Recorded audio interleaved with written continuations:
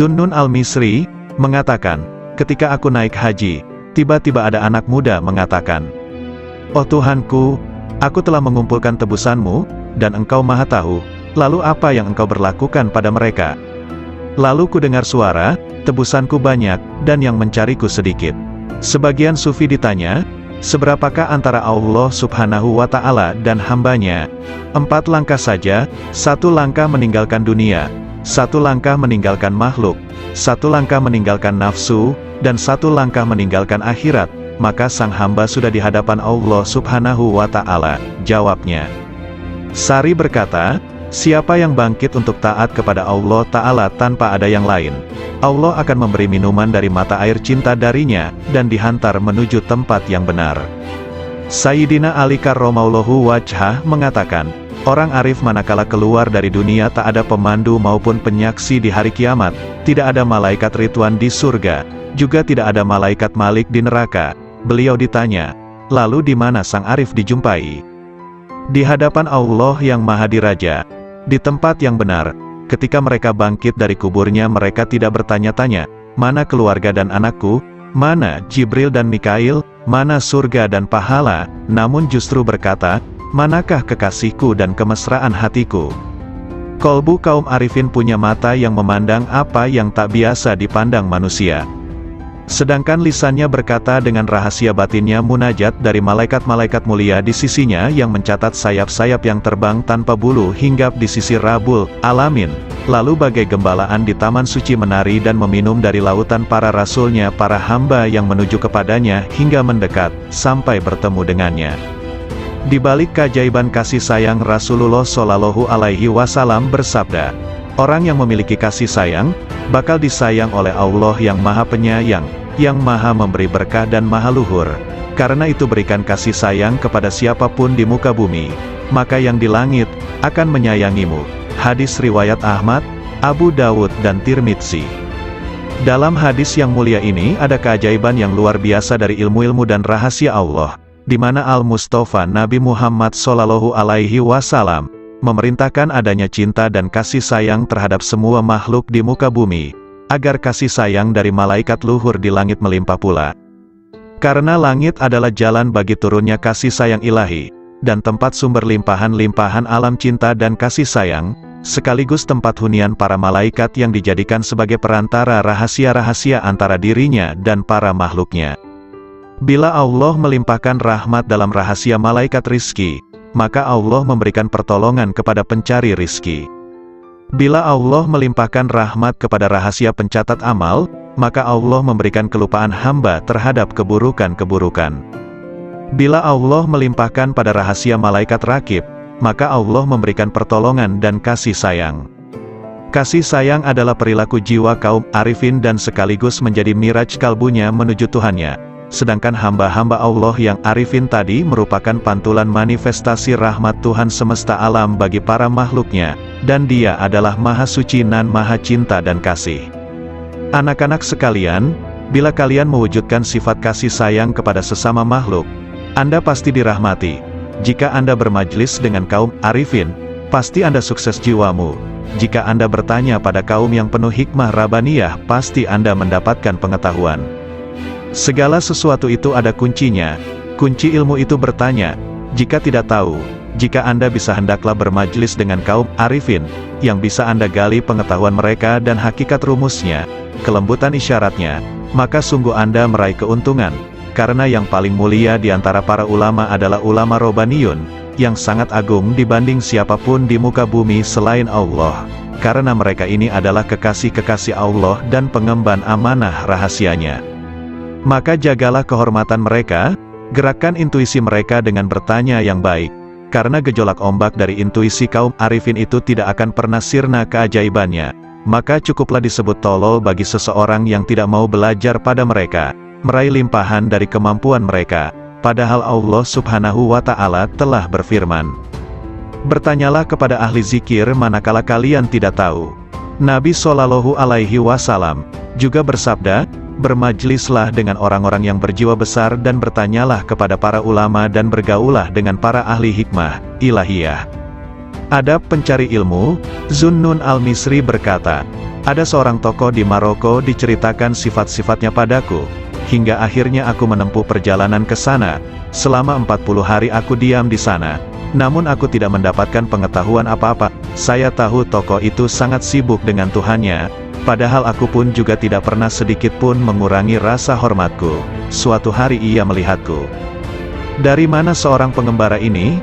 tanyanya. Aku ceritakan perjalananku dan sebagian kondisi jiwaku. "Apa yang membuat Anda kemari?" "Saya ingin menggali ilmu Anda," kataku. "Takwalah kepada Allah dan pasrahlah kepadanya, karena Dia adalah yang maha memelihara dan maha terpuji," katanya kemudian diam begitu lama. "Mohon ditambah lagi bagiku, semoga Allah merahmatimu. Saya ini orang yang sangat asing, dan datang dari negeri yang jauh. Aku ingin bertanya banyak hal yang bergolak di batinku." "Anda ini pelajar, seorang ulama atau peneliti?" tanyanya padaku. "Saya ini pelajar yang sangat butuh pengetahuan." "Nah, Anda sebaiknya tetap di posisi Anda sebagai pelajar. Jagalah adab dan jangan melampaui batas, sebab jika Anda melampaui batas adab tadi malah rusak manfaatnya." Para cendekiawan itu dari kalangan para ulama, sedangkan para arifun itu dari kaum sufi yang menempuh jalan kebenaran dan menempuh segala jerih payah kesusahan. Mereka pergi dengan kebajikan dunia akhirat. Semoga Allah memberikan rahmat padamu. "Kapankah seorang hamba sampai pada tahap yang Anda ungkapkan sifatnya itu?" tanyaku lagi.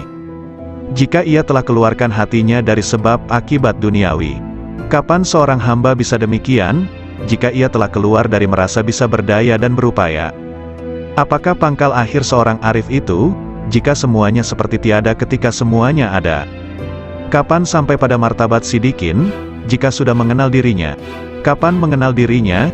"Jika telah tenggelam di lautan anugerah, dan keluar dari tempat keegoannya dan berpijak pada langkah keluhuran." "Kapan sampai pada sifat-sifat itu?" "Bila ia duduk di kapal ketunggalan." "Apa kapal ketunggalan itu?" "Menegakkan ubudiyah yang benar." "Lalu kebenaran ubudiyah itu yang bagaimana?" "Beramal hanya bagi Allah Ta'ala, dan ridho terhadap ketentuan Allah." "Kalau begitu berilah aku wasiat. Aku wasiat kepadamu, agar terus bersama Allah." Lagi, cukup Abdul Wahid bin Zaid mengisahkan, "Suatu hari aku bertemu dengan seseorang ketika di perjalananku, ia memakai baju dari bulu. Aku ucapkan salam padanya. 'Semoga Allah merahmatimu, aku ingin bertanya suatu hal.' 'Silakan.' Hari-hari telah lewat dan nafas itu dihitung dan dibatasi, sedangkan Allah terus-menerus mendengar dan melihat. 'Apakah pangkal takwa itu?' 'Sabar bersama Allah Ta'ala,' jawabnya. 'Sabar itu pangkalnya apa?' 'Tawakal pada Allah.' Pangkal tawakal, memutuskan diri hanya bagi Allah. Pangkal memutuskan diri hanya bagi Allah, menyendiri bersama Allah. Pangkal menyendiri, membuang dari hati segala hal selain Allah. Kalau hidup paling nikmat, berbahagia dengan zikrullah. Kalau hidup paling bagus, ya, hidup bersama Allah. Apa yang disebut paling dekat, bertemu Allah. Apa yang paling membuat hati lapar, pisah dengan Allah. Apa sesungguhnya cita-cita sang arif, bertemu Allah. Kalau tanda-tanda pecinta Allah itu, mencintai zikrullah. Apakah mesra berbahagia dengan Allah itu, meneguhkan rahasia jiwa bersama Allah. Apakah pangkal kepasrahan diri itu, menyerahkan diri total terhadap perintah Allah. Lalu pangkal menyerahkan diri total, mengingat pertanggungjawaban di hadapan Allah. Apakah kegembiraan paling agung, husnuzon kepada Allah? Kalau manusia paling agung, manusia yang merasa puas jiwanya pada Allah. Lalu siapa manusia paling kuat? Orang yang meraih kekuatan bersama Allah. Kalau orang yang bangkrut itu siapa? Orang yang rela pada selain Allah. Apakah kehilangan harga diri itu, bila menanjak jiwanya tanpa bersama Allah? Kapan seorang hamba terjauhkan dari Allah, bila ia tertutup dari Allah? Kapan seseorang itu tertutup dari Allah, bila di hatinya masih ada hasrat selain Allah? Siapakah orang yang alpa itu? Siapapun yang menghabiskan umurnya tanpa disertai ketaatan pada Allah. Apakah zuhud di dunia itu? Meninggalkan segala hal yang menyibukkan hatinya dari Allah. Siapakah orang yang menghadap Allah? Ya, siapapun yang menghadap pada Allah. Lalu siapa yang lari dari Allah? Siapapun yang lari dari Allah. Apakah kolbun salim itu? Kolbu yang di dalamnya tidak ada lagi selain Allah. Tolong beritahu aku, dari mana Anda makan, dari kekayaan Allah. Apa sih yang Anda sukai? Apapun yang ditentukan Allah padaku. Kalau begitu beri aku wasiat, lakukan taat kepada Allah dan ridolah kepada ketentuannya, bersenanglah dengan zikrullah, maka kalian akan jadi pilihan Allah. Orang yang mengenal Allah tidak akan maksiat. Suatu hari dalam perjalananku, kata Zunnun al-Misri, aku bertemu dengan orang tua, yang di wajahnya ada tanda sebagai kaum arifin. Semoga Allah merahmati Anda. Manakah jalan menuju Allah? Tanyaku padanya. Kalau Anda mengenalnya pasti Anda tahu jalan menuju padanya. Apakah seseorang bisa beribadah kepadanya tanpa mengenalnya? Apakah orang yang mengenalnya itu maksiat padanya? Jawabnya, bukankah Adam itu maksiat padanya dengan keparipurnaan marifatnya? Maka dia lupa, dan kami tidak menemukan baginya tekad. Sudahlah, kita jangan berdebat. Bukankah perbedaan ulama itu rahmat? Memang, kecuali dalam soal konsentrasi tauhid. Konsentrasi tauhid yang bagaimana? Menghilangkan pandangan selain Allah karena kemahatunggalannya. Apakah orang arif itu gembira? Apakah orang arif itu gelisah? Katanya balik bertanya. Bukankah orang yang mengenal Allah itu selalu gundah hatinya? Tidak, bahkan orang yang mengenal Allah kegundahan hatinya sirna. Apakah dunia bisa merubah hati orang arifin? Apakah akhirat bisa mengubah hatinya? Katanya lebih tajam. Bukankah orang arif itu sangat menghindari makhluk? Nauzubillah, sang arif tidak pernah gentar dengan makhluk. Hanya saja dia hatinya hijrah dan menyendiri bersama Allah. Apakah ada yang mengenal orang arif? Nah, apakah ada yang tidak mengenalnya? Jawabnya. Apakah sang arif bisa putus asa terhadap perkara selain Allah? Apakah ada orang arif yang masih memandang selain Allah, hingga ia harus putus asa? Apakah sang arif itu juga rindu pada Tuhannya? Apakah sang arif pernah kehilangan Allah, sampai ia harus rindu padanya? Apakah Ismul Azam itu? Hendaknya Anda katakan, Allah. Banyak sekali ucapan Anda tetapi tidak bisa membuat diriku bergetar oleh karisma ilahi, kataku. Karena Anda berkata dari dorongan dirimu, bukan dari dorongan ilahi. Nasihati diriku, sudah cukup banyak nasihat bagimu, yang penting Anda tahu bahwa dia melihatmu. Lalu aku meninggalkan orang itu. Namun begitu bangkit aku bertanya lagi. Apa yang ingin kau perintahkan padaku? Cukuplah dirimu melihat dirimu dalam seluruh tingkah mengetahui kepasrahan totalnya, Islam, sampai kemudian ia dilempar dalam api. Abu Abdullah bin Muqatil bermunajat, Ilahi, janganlah engkau masukkan diriku ke dalam neraka, karena api pun bisa menjadi dingin padaku karena cintaku kepadamu. Abu Ayyub As-Sikhtiyani berkata, neraka itu ditakuti bagi mereka yang lupa akan Tuhannya, lalu dikatakan pada mereka yang lupa itu, rasakan semua atas kelalaianmu dalam pertemuan harimu ini, dengan segenap balasan amalnya. Abu Hafs menegaskan, saya sangat khawatir atas marifat sebagian orang, yang sudah ditulis di jubah mereka, orang-orang merdekanya Allah setelah dikeluarkan dari neraka. Namun mereka memohon agar tanda tulisan itu dihapus dari mereka. Jika aku jadi mereka, aku sangat memohon agar tanda itu ditulis di seluruh anggota badanku, dan membuatku cukup bangga. Akulah dari golongan orang yang dimerdekakan dari neraka. Menurutku, apa yang diraih ahli surga dalam surganya adalah Rob Ta'ala, kedekatan padanya, dan memandangnya serta mendengarkan kalamnya. Ingat istri Fir'aun ketika bermunajat, Tuhanku, bangunkan rumah bagiku di sisimu dalam surga. Sebagaimana disebutkan, tetangga dulu, baru rumah. Ibrahim bin Adham mengatakan, aku sangat malu jika tujuan utamaku adalah makhluk, padahal Allah Subhanahu wa Ta'ala telah berfirman kepada sebagian para nabinya, siapa yang berkehendak pada kami, ia tak ingin selain diri kami. Sebagian Syekh Sufi mengatakan, aku pernah melihat seorang pemuda di Masjidil Haram sedang dalam kondisi menderita dan kelaparan. Saya sangat kasihan padanya. Aku punya 100 dinar dalam kantong. Lalu kudekati dia, hai sayang, ini buat kebutuhan-kebutuhanmu. Pemuda itu tidak menoleh sama sekali padaku, dan aku terus mendesaknya. Pemuda itu berkata, hai Syekh, dinar ini sesuatu yang tidak bisa aku jual dengan surga dan seisinya. Surga itu negeri keagungan, asal sumber keteguhan dan keabadian, bagaimana aku menjualnya dengan harga yang hina? Abu Musa Ad-Dailabi, pelayan Abu Yazid, semoga Allah merahmati keduanya, berkata, aku pernah mendengar seorang syekh di Bistam mengatakan, aku bermimpi, sepertinya Allah Subhanahu wa Ta'ala berfirman, kalian semua sedang mencari sesuatu dariku, selain Abu Yazid. Sesungguhnya dia mencariku dan menghendakiku, dan aku pun menghendakinya. Abu Abdullah mengatakan, jadikan Allah itu sebagai majelis dan tempat kemesraan. Disiplinlah hikmah pada Tuhanmu, maka dunia akan datang kepadamu dalam keadaan merana, dan kau diburu akhirat, dan akhirat begitu rindu. Hai pemburu dunia, tinggalkan dunia, maka dunia memburumu. Lanjutnya, Abu Said Al-Haras mengatakan, suatu hari aku di tempat wukuf, lalu aku ingin memohon kepada Allah Subhanahu wa Ta'ala sesuatu kebutuhan. Lantas muncul bisikan lembut tanpa suara kepadaku, di hadapanmu Allah, kamu masih mencari selain Allah. Ada seseorang menulis surat kepada saudaranya, Amma Badu, tamparlah muka para penghasrat dunia dengan dunianya, tamparlah pencari akhirat pada wajah pemburunya, bermesralah dengan Rabbul Alamin, wassalam. Abu Abdullah An-Nasaj mengatakan, janganlah menumpuk banyak surga bagi orang beriman, karena Allah akan memberikan kelayakan yang lebih banyak dibanding surga, yaitu marifat. Seseorang sholat jenazah dengan 5 kali takbir, ditanya kenapa sampai 5 kali, 4 takbiranku untuk si mayit, dan 1 untuk 2 rumah, dunia akhirat, katanya. Kisah terjadi ketika ayat Al-Quran dibacakan pada Abu Yazid, di antara kalian ada yang berharap dunia, dan di antara kalian ada yang berharap akhirat. Lalu Abu Yazid berkata, mana yang berharap kepada Tuhan? Amirul Mukminin Ali bin Abi Thalib berkata kepada Abu Bakar As-Siddiq, wahai Khalifah Rasulullah Shallallahu Alaihi Wasallam, bagaimana Anda meraih posisi derajat ini hingga mendahului kami? Abu Bakar Siddiq menjawab, dengan 5 perkara.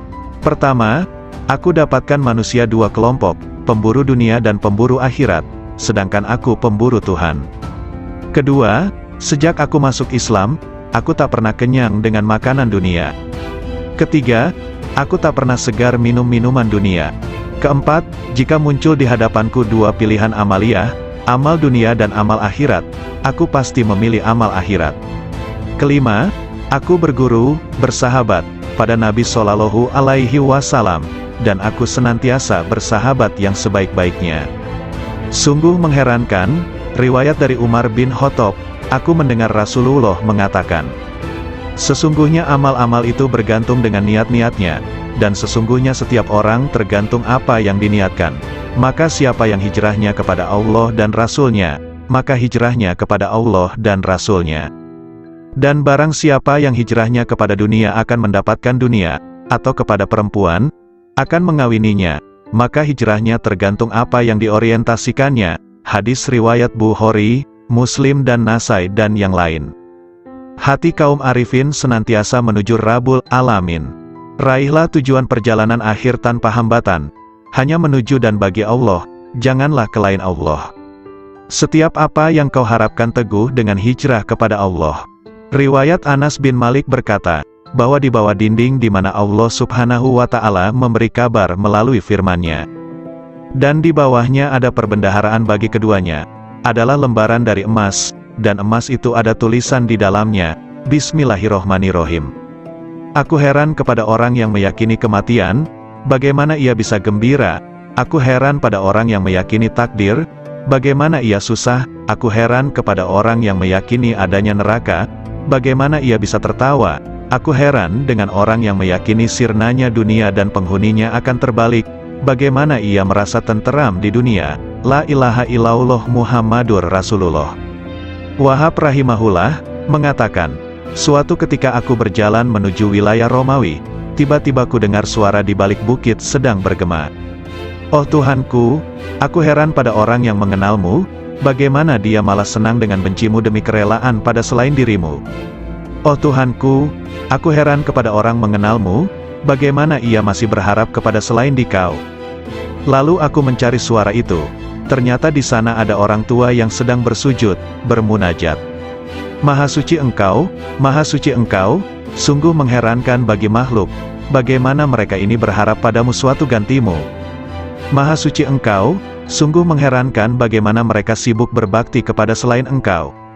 Maha suci Engkau, sangat mengherankan makhluk, bagaimana mereka rindu selain dirimu. Maha suci Engkau, bagaimana mereka menikmati sesuatu selain dirimu, dan sesuatu selainmu. Lalu aku lewat, dan aku tak menghiraukan apa yang aku lihat. Abu Yazid berkata, aku heran kepada ahli surga, bagaimana mereka menikmatinya tanpa Allah, atau bagaimana mereka bisa bersukaria tanpanya. Aku heran orang yang merasa puas pada suatu kondisi ruhani, tanpa ia puas dengan sang pemilik kondisi ruhani itu. Lebih mengherankan pada mereka yang menghadapkan dirinya pada makhluk, sedangkan Allah Ta'ala memanggil, kemarilah padaku, padaku. Abdullah bin Muqatil mengatakan, aku heran kepada manusia, di mana Allah memilih untuk dirinya, dengan serba cukup darinya, malah manusia kontra darinya disertai rasa butuh padanya. Aku heran kepada orang yang sibuk dengan urusannya, padahal urusannya sudah selesai. Aku heran kepada orang yang memerintahkan orang lain sedang ia sendiri tidak mengerjakan. Ia marah pada orang lain sedang ia sendiri melanggar. Ia benci untuk maksiat sedangkan ia melakukannya. Ia senang untuk ditaati sedangkan ia tidak taat pada Tuhannya. Ia mencaci yang lain dengan prasangka, sedangkan ia tak pernah mencaci dirinya dengan yakin. Hatim al-Asham mengatakan, aku heran kepada orang yang malu pada makhluk, bagaimana ia tidak malu kepada Allah. Aku heran kepada orang yang mencari ridho makhluk sedangkan ia tidak mencari ridho Tuhan. Aku heran kepada orang yang mencintai ahli ibadah, sedangkan ia menuju maksiat. Aku heran kepada orang yang mengenal keagungan Allah, bagaimana ia bisa kontra padanya. Aku heran kepada orang yang makan rizki Tuhannya, bagaimana ia terima kasih kepada selain Allah. Aku heran kepada orang yang membeli budak dengan hartanya, bagaimana ia tidak membeli orang merdeka dengan kebajikannya dan ucapan indahnya. Khunais bin Abdullah berkata, aku heran kepada orang yang malamnya bangun, siangnya puasa, menjauhi larangan-larangannya, namun tidak bisa bertemu dengannya kecuali hanya menangis dan susah belaka. Aku heran kepada orang yang malamnya tidur, siangnya bermain-main, dipenuhi dosa-dosa, sedangkan ia tak akan bertemu dengannya selamanya, malah ia tertawa bergembira. Yahya bin Mu'az berkata, aku heran kepada orang yang menghinakan dirinya untuk si budak, dan ia menemukan dari tuannya apa yang dia mau. Aku heran kepada orang yang konsumsinya roti kering, namun bermaksiat pada Tuhannya yang maha lembut. Aku heran kepada orang yang takut akan kematian dirinya tapi tidak takut kepada kematian hatinya, yang takut akan kehilangan dunianya, bagaimana ia tidak takut kehilangan agamanya. Seorang sufi berdendang, Ilahi, aku heran darimu dan dariku. Apakah kau mensirnakan diriku olehmu dariku, engkau dekatkan aku darimu hingga kuduga sesungguhnya engkau adalah aku. Yahya bin Mu'az bermunajat, oh Ilahi, mengingat surga berarti kematian, mengingat neraka berarti kematian. Sungguh mengherankan orang yang hidup di antara dua kematian, soal surga ia tidak sabar, dan soal neraka ia tidak sabar atas siksanya. Dikatakan, mengingat wusyul adalah kematian, mengingat pisah adalah kematian. Bagaimana hati hidup di antara dua kematian? Kematian orang yang marifat itu sangat mengherankan, karena sang arif berada di antara kegembiraan marifat dan ketakutan pisah dengan Allah Ta'ala. Bagaimana kematian berserasi dengan kesenangan marifat, atau bagaimana kehidupan disertai ketakutan pisah? Aku heran kepada orang yang berkata, aku mengingat Tuhanku. Adakah bisa lupa? Lalu aku mengingat yang kulupa, aku mati jika mengingatmu, kemudian hidup jika bukan karena air wusyulmu, aku tak pernah hidup lalu kau hidupkan dengan harapan, lalu aku mati oleh kerinduan. Seberapa banyak aku hidup padamu dan berapa aku mati, ku teguk air cinta, piala demi piala, tak habis-habismu minuman, tak puas-puasnya. Sungguh heran, perkaraku jadi aneh di setiap lorong keanehan, lalu aku jadi heran di setiap lorong keheranan. Assalamualaikum warahmatullahi wabarakatuh. Segala puji bagi Allah, Tuhan seru sekalian alam. Kali ini akan dibacakan artikel yang berjudul Nasihat Nabi Khidir alaihi salam kepada Syekh Malaya atau Sunan Kalijaga. Matahari berbeda dengan bulan, perbedaannya terdapat pada cahaya yang dipancarkannya. Sudahkah hidayah iman terasa dalam dirimu? Tauhid adalah pengetahuan penting untuk menyembah pada Allah. Juga makrifat harus kita miliki untuk mengetahui kejelasan yang terlihat, ya ru'yat, melihat dengan mata telanjang, sebagai saksi adanya yang terlihat dengan nyata. Maka dari itu kita dalami sifat dari Allah, sifat Allah yang sesungguhnya, yang asli dari Allah. Sesungguhnya Allah itu, Allah yang hidup. Segala afalnya, Perbuatannya adalah berasal dari Allah. Itulah yang dimaksud dengan ru'yati. Kalau hidupmu senantiasa kamu gunakan ru'yat, maka itu namanya khairat, kebajikan hidup. Makrifat itu hanya ada di dunia. Jauhar awal khairat, mutiara awal kebajikan hidup, sudah berhasil kau dapatkan. Untuk itu secara tidak langsung kamu sudah mendapatkan pengawasan kamil, penglihatan yang sempurna. Insan kamil, manusia yang sempurna, berasal dari Zatullah, zatnya Allah.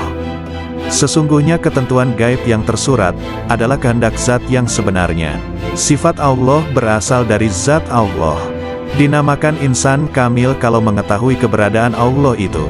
Bila mana tidak tertulis namamu di dalam nuket gaib insan kamil, itu bukan berarti tidak tersurat. Ya, itulah yang dinamakan puji budi, usaha yang terpuji. Berusaha memperbaiki hidup, akan menjadikan kehidupan nyawamu semakin baik. Serta badannya, akan disebut badan Muhammad, yang mendapat kesempurnaan hidup. Syekh Malaya berkata lemah lembut, mengapa sampai ada orang mati yang dimasukkan neraka? Mohon penjelasan yang sebenarnya. Kanjeng Nabi Khidir berkata dengan tersenyum manis, wahai Malaya, maksudnya begini, neraka jasmani juga berada di dalam dirimu sendiri, dan yang diperuntukkan bagi siapa saja yang belum mengenal dan meniru laku Nabiullah. Hanya ruh yang tidak mati. Hidupnya ruh jasmani itu sama dengan sifat hewan, maka akan dimasukkan ke dalam neraka. Juga yang mengikuti bujuk rayu iblis, atau yang mengikuti nafsu yang merajalela seenaknya tanpa terkendali, tidak mengikuti petunjuk Gusti Allah Subhanahu wa Ta'ala.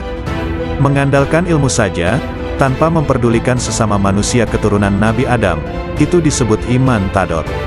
Ketahuilah bahwa umat manusia itu termasuk badan jasmanimu. Pengetahuan tanpa guru itu, ibarat orang menyembah tanpa mengetahui yang disembah. Dapat menjadi kafir tanpa diketahui, karena yang disembah kayu dan batu, tidak mengerti apa hukumnya, itulah kafir yang bakal masuk neraka jahanam. Adapun yang dimaksudkan rat idafi adalah sesuatu yang kelak tetap kekal sampai akhir nanti kiamat dan tetap berbentuk ruh yang berasal dari ruh Allah. Yang dimaksud dengan cahaya adalah yang memancar terang serta tidak berwarna, yang senantiasa menerangi hati penuh kewaspadaan yang selalu mawas diri atau introspeksi mencari kekurangan diri sendiri serta mempersiapkan akhir kematian nanti. Merasa sebagai anak Adam yang harus mempertanggungjawabkan segala perbuatan. Ruh idafi sudah ada sebelum tercipta. Syirik itu dapat terjadi, tergantung saat menerima sesuatu yang ada, itulah yang disebut jauhar ning. Keenamnya jauhar awal. Jauhar awal adalah mutiara ibaratnya. Mutiara yang indah penghias raga agar nampak menarik. Mutiara akan tampak indah menawan. Bermula dari ibarat ketujuh, dikala mendengarkan sabda Allah, maka ruh idafi akan menyesuaikan, yang terdapat di dalam zat Allah yang mutlak. Ruh serba pasrah kepada Zatullah, itulah yang dimaksudkan ruh idafi. Jauhar awal itu pula, yang menimbulkan salat daim. Salat daim tidak perlu menggunakan air wudhu, untuk membersihkan hadas tidak disyaratkan. Itulah salat batin yang sebenarnya, diperbolehkan makan, tidur, syahwat maupun buang kotoran. Demikianlah tadi cara salat daim. Perbuatan itu termasuk hal terpuji, yang sekaligus merupakan perwujudan syukur kepada Allah. Jauhar tadi bersatu padu menghilangkan sesuatu yang menutupi atau mempersulit mengetahui keberadaan Allah yang terpilih. Adanya itu menunjukkan adanya Allah, yang mustahil kalau tidak berwujud sebelumnya. Kehidupan itu seperti layar dengan wayangnya, sedang wayang itu tidak tahu warna dirinya. Akibat junub sudah bersatu erat tetap bersih badan jisimmu. Adapun Muhammad badan Allah. Nama Muhammad tidak pernah pisah dengan nama Allah. Bukankah hidayah itu perlu diyakini? Sebagai pengganti Allah, dapat pula disebut utusan Allah. Nabi Muhammad juga termasuk badan mukmin atau orang yang beriman. Ruh mukmin identik pula dengan ruh idafi dalam keyakinanmu. Disebut iman maksum, kalau sudah mendapat ketetapan sebagai panutan jati. Bukankah demikian itu pengetahuanmu? Kalau tidak hidup begitu, berarti itu sama dengan hewan yang tidak tahu adanya sesuatu di masa yang telah lewat. Kelak, karena tidak mengetahui keislaman, maka matinya tersesat, kufur serta kafir badannya. Namun bagi yang telah mendapatkan pelajaran ini, segala permasalahan dipahami lebih seksama baru dikerjakan. Allah itu tidak berjumlah 3 yang menjadi suri tauladan adalah Nabi Muhammad. Bukankah sebenarnya orang kufur itu mengingkari 4 masalah prinsip? Di antaranya bingung karena tiada pedoman manusia yang dapat diteladani. Kekafiran mendekatkan pada kufur kafir. Fahir dekat dengan kafir. Sebabnya karena kafir itu buta dan tuli tidak mengerti tentang surga dan neraka. Fahir tidak akan mendekatkan pada Tuhan. Tidak mungkin terwujud pendekatan ini, tidak menyembah dan memuji, karena kekafirannya. Seperti itulah kalau fahir terhadap Zatullah. Dan sesungguhnya Gusti Allah mematikan kefahiran manusia, kepastiannya ada di tangan Allah semata-mata. Adapun wujud Zatullah itu, tidak ada satu makhluk pun yang mengetahui kecuali Allah sendiri. Ruh idafi menimbulkan iman. Ruh idafi berasal dari Allah yang Maha Esa. Itulah yang disebut iman tauhid. Meyakini adanya Allah juga adanya Muhammad sebagai Rasulullah. Tauhid hidayah yang sudah ada padamu, menyatu dengan Tuhan yang terpilih. Menyatu dengan Gusti Allah, baik di dunia maupun di akhirat. Dan kamu harus menyatu bahwa Gusti Allah itu ada dalam dirimu. Ruh idafi ada di dalam dirimu. Makrifat itu sebutannya, hidupnya disebut syahadat, hidup tunggal di dalam hidup. Sujud ruku sebagai penghiasnya, ruku berarti dekat dengan Tuhan pilihan. Penderitaan yang selalu menyertai menjelang ajal tidak akan terjadi padamu. Jangan takut menghadapi sakaratil maut. Jangan ikut-ikutan takut menjelang pertemuanmu dengan Allah. Perasaan takut itulah yang disebut dengan sekarat. Ruh idafi tidak akan mati. Hidup mati, mati hidup. Akuilah sedalam-dalamnya bahwa keberadaanmu itu terjadi karena Allah itu hidup dan menghidupi dirimu, dan menghidupi segala yang hidup. Sastra alif, huruf alif, harus dimintakan penjelasannya pada guru. Jabar jernya pun harus berani susah payah mendalaminya. Terlebih lagi pengetahuan tentang kafir dan syirik. Sesungguhnya semua itu tidak dapat dijelaskan dengan tepat maksud sesungguhnya. Orang yang menjelaskan syariat itu berarti sudah mendapatkan anugerah sifat Gusti Allah. Sebagai sarana pengabdian hamba kepada Gusti Allah, yang menjalankan salat sesungguhnya raga. Raga yang salat itu terdorong oleh adanya iman yang hidup pada diri orang yang menjalankannya. Seandainya nyawa tidak hidup, maka lem tamsyur, maka tidak akan menolong semua perbuatan yang dijalankan. Secara yang tersurat, salat itu adalah perbuatan dan kehendak orang yang menjadi manusia, yaitu malu karena sesuatu dari Allah Ta'ala. Sehingga malu terekspresi dari malu wajah dan malu kolbu, merupakan bagian dari iman kepada Allah Ta'ala, di mana kaum arifin menjadikannya sebagai orientasi atas kelemahan dan cacat rahasia hatinya di hadapan Allah Ta'ala. Karena itulah kolbu kaum arifin merupakan perbendaharaan Allah Ta'ala di muka bumi. Di dalam kolbu itu ada titipan rahasianya, kelembutan hikmahnya, kelembutan cintanya, cahaya-cahaya ilmunya dan amanah kemarifatannya. Wacana kaum arifin senantiasa muncul dari musyahadah kalbunya, aksentuasi dari pengetahuan rahasia, dan penjelasan mengenai amalia batin, berupa penjelasan mengenai pemisahan perkara dengan wusyul, penjelasan faktor-faktor yang mengganggu hubungan dengan Allah Ta'ala, dan faktor-faktor yang mendorong menuju Allah Ta'ala. Faktor pendorong pada kepentingan makhluk, selain Allah, adalah dunia, nafsu dan makhluk itu sendiri. Sedangkan faktor yang mendorong kita menuju Allah Ta'ala adalah akal, yakin, dan marifat. Sebagaimana disebutkan dalam hadis, siapa yang mengenal dirinya maka ia mengenal Tuhannya, yakni siapa yang mengenal apa yang mesti dilakukan untuk dirinya, ia mengenal apa yang harus dilaksanakan untuk Tuhannya. Ungkapan para arifin berkisar pada 5 arah. 1. Bihi, bersama Allah. 2. Lahu, bagi Allah. 3. Minhu, dari Allah. 4. Ilaihi, menuju Allah. 5. Alaihi, bersandar pada Allah. Dalam ucapan mereka tidak ada kata seperti aku, sesungguhnya diriku, kami, bagiku dan denganku. Karena kata-kata mereka bersifat manunggal, fardaniyah. Geraknya adalah serba bergantung padanya. Somadaniyah, akhlak mereka senantiasa merupakan manifestasi robaniyah. Robaniyah, kehendak mereka adalah kemanunggalan, wahdaniyah. Isyarat mereka tidak akan dikenal kecuali oleh orang yang hatinya membara kepadanya, yang di dalamnya ada rahasia-rahasia tersembunyi, mutiara-mutiara suci, pancaran-pancaran cahaya, lautan kasih, kunci-kunci kegaiban rahasia, wadah kerinduan dan taman kemesraan. Yahya bin Mu'az mengatakan, hati itu seperti periuk, wadah ciduknya adalah lisan. Setiap lisan senantiasa menciduk apa yang ada di periuk hatinya. Abu Bakar Al-Wasiti ditanya tentang pendapatnya seputar ucapan ahli marifat, ia menjawab, gambaran tentang marifat seperti cahaya dalam lampu dan lampu itu digantung di dalam rumah, sepanjang lampu itu ada dalam rumah, sepanjang itu pula terang. Ketika pintu rumah dibuka, maka cahaya lampu itu akan menerangi halaman. Kalam kaum arifin senantiasa memancarkan cahaya kepada ahli cahaya, hingga air mata mereka meleleh, dan lisannya berzikir. Allah Ta'ala berfirman, bila mereka mendengarkan apa yang diturunkan kepada Rasul, kamu melihat air mata mereka meleleh, karena marifat mereka terhadap Allah, mereka mengatakan, oh Tuhan kami beriman dan catatlah kami bersama orang-orang yang menyaksikanmu.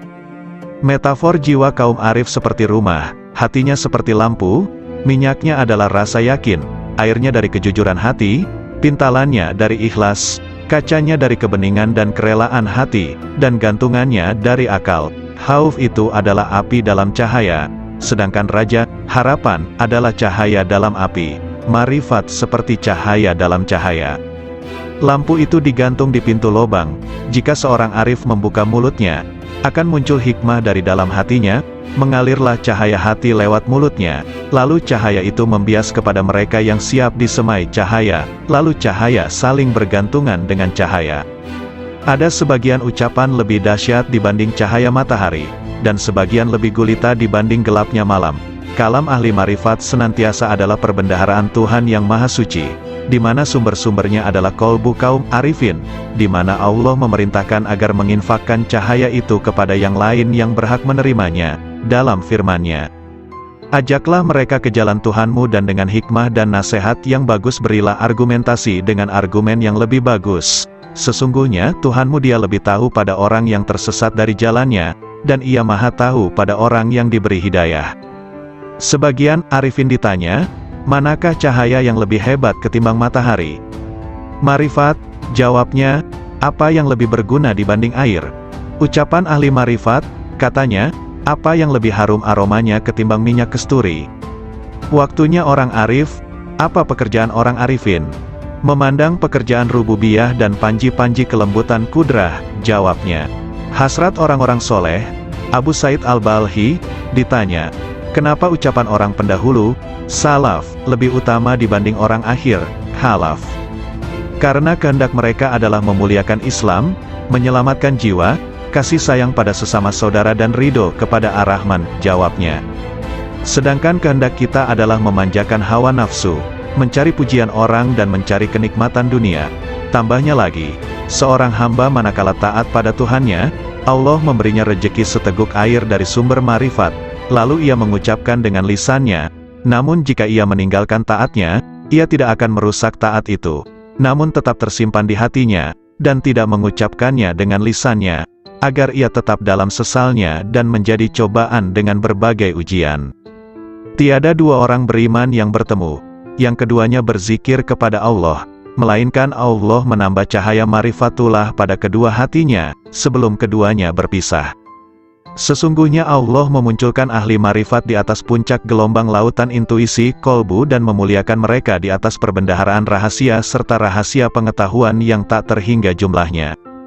Tidak pernah putus uraiannya, tidak pernah ditemukan ujung dalamnya, tidak sirna keajaibannya, hingga mereka menyelami cahaya marifat, dalam kedalaman isyarat yang terpendam, dalam makna-maknanya yang tersembunyi, hingga keluar dengan keajaiban satriguna dan kelembutan bekal-bekal melimpahnya, hakikat-hakikat dan isyaratnya, yang membakar kolbu para pecinta, memesrakan ruh para penempuh.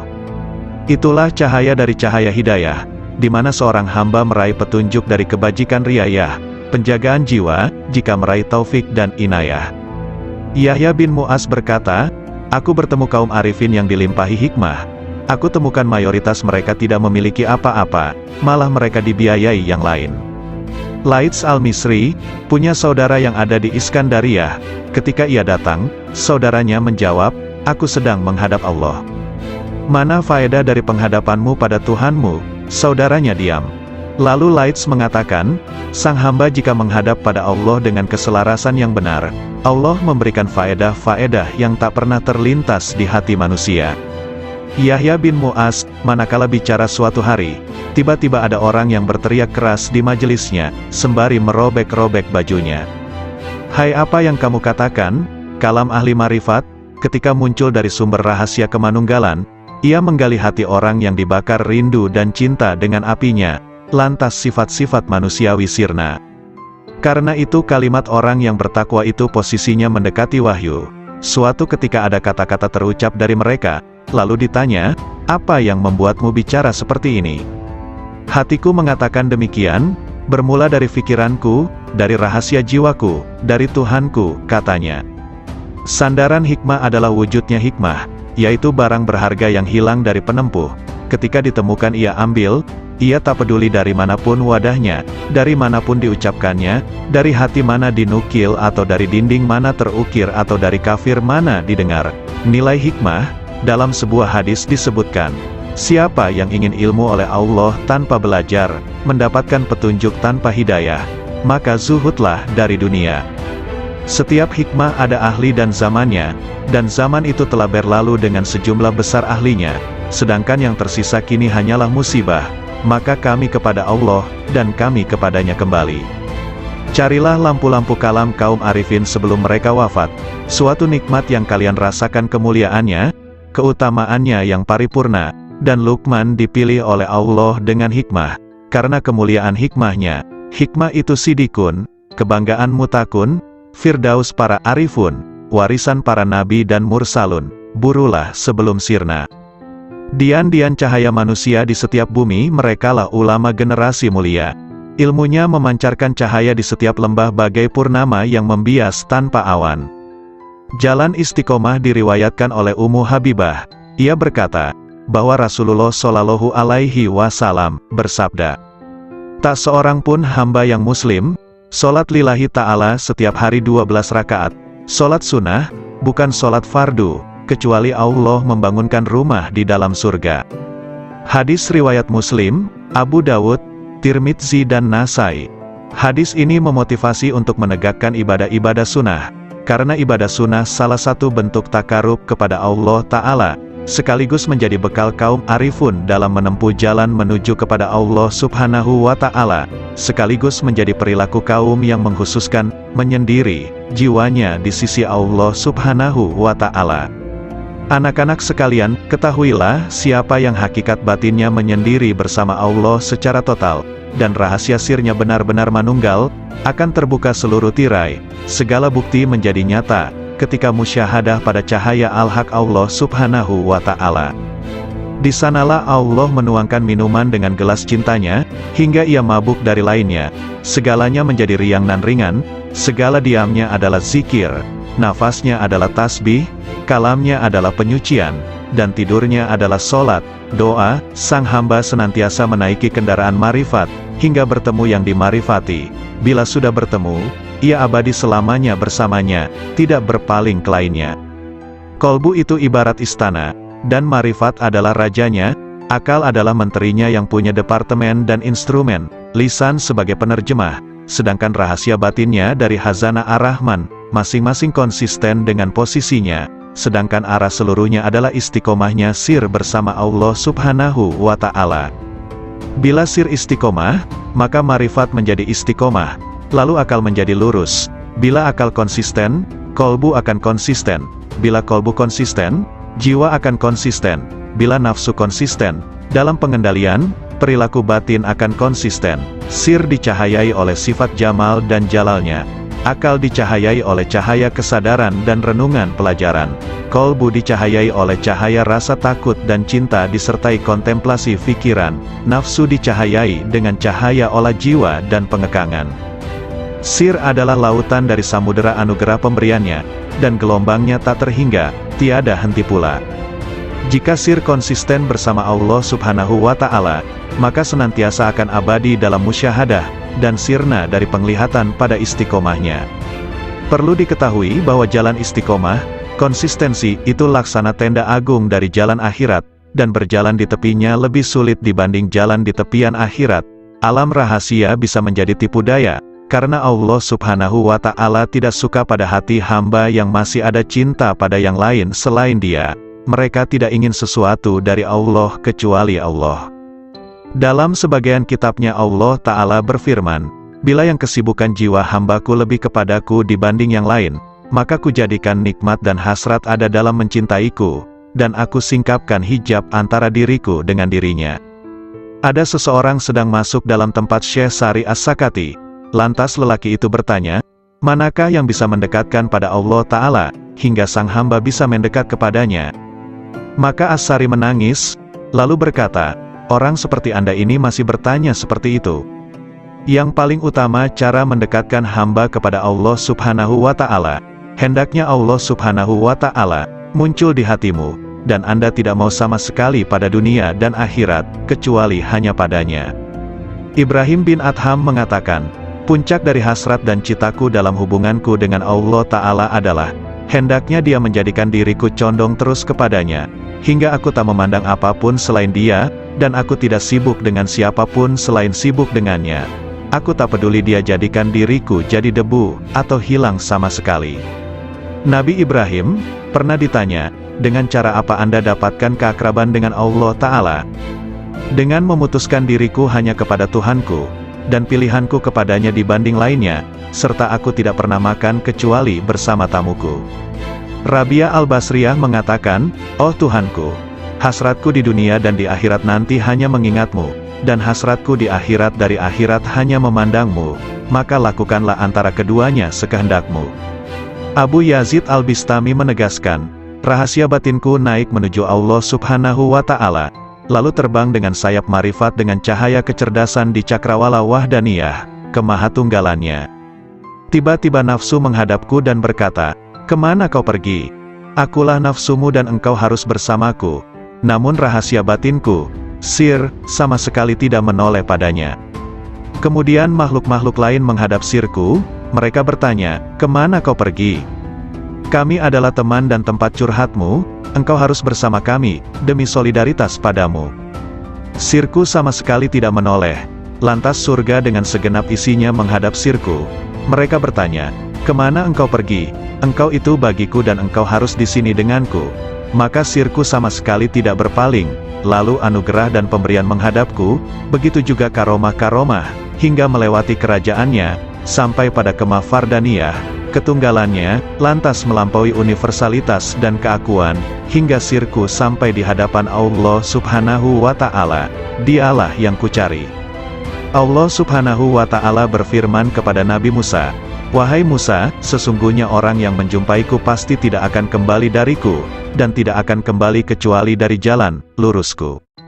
Abul Abbas Nin Atta mengatakan, "Manakala akhirat muncul dalam diri hamba, dunia menjadi sirna di sisinya, sehingga sang hamba hanya menetap di negeri keabadian. Namun manakala sang hamba berada dalam penyaksian Allah Ta'ala, segala hal selain Allah Ta'ala sirna, dan hamba abadi bersama Allah Subhanahu wa Ta'ala." Ada lelaki di hadapan Abu Yazid, berkata, "Ada informasi sampai kepadaku bahwa engkau punya Ismul Azam, sangat senang jika engkau mengajariku." Abu Yazid menjawab, "Nama Allah itu tidak terbatas, namun kosongkan hatimu hanya bagi kemahaesaannya, meninggalkan berpaling pada selain Allah Ta'ala. Jika Anda bisa demikian, raihlah isem, nama, manapun yang kau kehendaki. Maka dengan isem itu Anda bisa pergi dari timur hingga barat, dalam sekejap dan Anda telah kembali." Zunnun Al-Misri mengatakan, "Ketika aku naik haji, tiba-tiba ada anak muda mengatakan, 'Oh Tuhanku, aku telah mengumpulkan tebusanmu, dan engkau maha tahu, lalu apa yang engkau berlakukan pada mereka?' Lalu ku dengar suara, 'Tebusanku banyak, dan yang mencariku sedikit.'" Sebagian sufi ditanya, "Seberapakah antara Allah Subhanahu wa Ta'ala dan hambanya?" 4 langkah saja, 1 langkah meninggalkan dunia, 1 langkah meninggalkan makhluk, 1 langkah meninggalkan nafsu, dan 1 langkah meninggalkan akhirat, maka sang hamba sudah di hadapan Allah Subhanahu wa Ta'ala. Jawabnya, Sari berkata, Siapa yang bangkit untuk taat kepada Allah Ta'ala tanpa ada yang lain, Allah akan memberi minuman dari mata air cinta darinya, dan dihantar menuju tempat yang benar. Sayyidina Ali karramallahu wajhah mengatakan, orang arif manakala keluar dari dunia tak ada pemandu maupun penyaksi di hari kiamat, tidak ada malaikat Ridwan di surga, juga tidak ada malaikat Malik di neraka. Beliau ditanya, lalu di mana sang arif dijumpai? Di hadapan Allah yang Maha Diraja, di tempat yang benar. Ketika mereka bangkit dari kuburnya, mereka tidak bertanya-tanya, mana keluarga dan anakku, mana Jibril dan Mikail, mana surga dan pahala, namun justru berkata, manakah kekasihku dan kemesraan hatiku? Kolbu kaum arifin punya mata yang memandang apa yang tak biasa dipandang manusia. Sedangkan lisannya berkata dengan rahasia batinnya munajat dari malaikat-malaikat mulia di sisinya yang mencatat sayap-sayap yang terbang tanpa bulu hinggap di sisi Rabbul Alamin. Lalu bagai gembalaan di taman suci menari dan meminum dari lautan para rasulnya, para hamba yang menuju kepadanya hingga mendekat, sampai bertemu dengannya. Di balik keajaiban kasih sayang, Rasulullah Shallallahu Alaihi Wasallam bersabda, orang yang memiliki kasih sayang, bakal disayang oleh Allah yang Maha Penyayang, yang Maha Memberi berkah dan Maha Luhur. Karena itu berikan kasih sayang kepada siapapun di muka bumi, maka yang di langit akan menyayangimu. Hadis riwayat Ahmad, Abu Dawud dan Tirmidzi. Dalam hadis yang mulia ini ada keajaiban yang luar biasa dari ilmu-ilmu dan rahasia Allah, di mana Al-Mustafa Nabi Muhammad Shallallahu Alaihi Wasallam memerintahkan adanya cinta dan kasih sayang terhadap semua makhluk di muka bumi, agar kasih sayang dari malaikat luhur di langit melimpah pula. Karena langit adalah jalan bagi turunnya kasih sayang ilahi, dan tempat sumber limpahan-limpahan alam cinta dan kasih sayang, sekaligus tempat hunian para malaikat yang dijadikan sebagai perantara rahasia-rahasia antara dirinya dan para makhluknya. Bila Allah melimpahkan rahmat dalam rahasia malaikat rizki, maka Allah memberikan pertolongan kepada pencari rizki. Bila Allah melimpahkan rahmat kepada rahasia pencatat amal, maka Allah memberikan kelupaan hamba terhadap keburukan-keburukan. Bila Allah melimpahkan pada rahasia malaikat rakib, maka Allah memberikan pertolongan dan kasih sayang. Kasih sayang adalah perilaku jiwa kaum arifin dan sekaligus menjadi miraj kalbunya menuju Tuhannya. Sedangkan hamba-hamba Allah yang arifin tadi merupakan pantulan manifestasi rahmat Tuhan semesta alam bagi para makhluknya, dan Dia adalah Maha Suci nan Maha Cinta dan Kasih. Anak-anak sekalian, bila kalian mewujudkan sifat kasih sayang kepada sesama makhluk, Anda pasti dirahmati. Jika Anda bermajlis dengan kaum arifin, pasti Anda sukses jiwamu. Jika Anda bertanya pada kaum yang penuh hikmah Rabbaniyah, pasti Anda mendapat. Juga yang mengikuti bujuk rayu iblis, atau yang mengikuti nafsu yang merajalela seenaknya tanpa terkendali, tidak mengikuti petunjuk Gusti Allah Subhanahu wa Ta'ala. Mengandalkan ilmu saja, tanpa memperdulikan sesama manusia keturunan Nabi Adam, itu disebut iman tadot. Ketahuilah bahwa umat manusia itu termasuk badan jasmanimu. Pengetahuan tanpa guru itu, ibarat orang menyembah tanpa mengetahui yang disembah. Dapat menjadi kafir tanpa diketahui, karena yang disembah kayu dan batu, tidak mengerti apa hukumnya, itulah kafir yang bakal masuk neraka jahanam. Adapun yang dimaksudkan Rat Idafi adalah sesuatu yang kelak tetap kekal sampai akhir nanti kiamat dan tetap berbentuk ruh yang berasal dari ruh Allah. Yang dimaksud dengan cahaya adalah yang memancar terang serta tidak berwarna, yang senantiasa menerangi hati penuh kewaspadaan yang selalu mawas diri atau introspeksi mencari kekurangan diri sendiri serta mempersiapkan akhir kematian nanti. Merasa sebagai anak Adam yang harus mempertanggungjawabkan segala perbuatan. Ruh Idafi sudah ada sebelum tercipta. Syirik itu dapat terjadi, tergantung saat menerima sesuatu yang ada, itulah yang disebut jauhar ning. Keenamnya jauhar awal adalah mutiara ibaratnya. Mutiara yang indah penghias raga agar nampak menarik. Mutiara akan tampak indah menawan. Bermula dari ibarat ketujuh, dikala mendengarkan sabda Allah, maka ruh Idafi akan menyesuaikan yang terdapat di dalam zat Allah yang mutlak. Ruh serba pasrah kepada zatullah, itulah yang dimaksudkan ruh Idafi. Jauhar awal itu pula yang menimbulkan salat daim. Salat daim tidak perlu menggunakan air wudhu, untuk membersihkan hadas tidak disyaratkan. Itulah salat batin yang sebenarnya, diperbolehkan makan, tidur, syahwat maupun buang kotoran. Demikianlah tadi cara salat daim. Perbuatan itu termasuk hal terpuji, yang sekaligus merupakan perwujudan syukur kepada Allah. Jauhar tadi bersatu padu menghilangkan sesuatu yang menutupi atau mempersulit mengetahui keberadaan Allah yang terpilih. Adanya itu menunjukkan adanya Allah, yang mustahil kalau tidak berwujud sebelumnya. Kehidupan itu seperti layar dengan wayangnya, sedang wayang itu tidak tahu warna dirinya. Akibat junub sudah bersatu erat tetap bersih badan jisimmu. Adapun Muhammad badan Allah. Nama Muhammad tidak pernah pisah dengan nama Allah. Bukankah hidayah itu perlu diyakini? Sebagai pengganti Allah, dapat pula disebut utusan Allah. Nabi Muhammad juga termasuk badan mukmin atau orang yang beriman. Ruh mukmin identik pula dengan ruh idafi dalam keyakinanmu.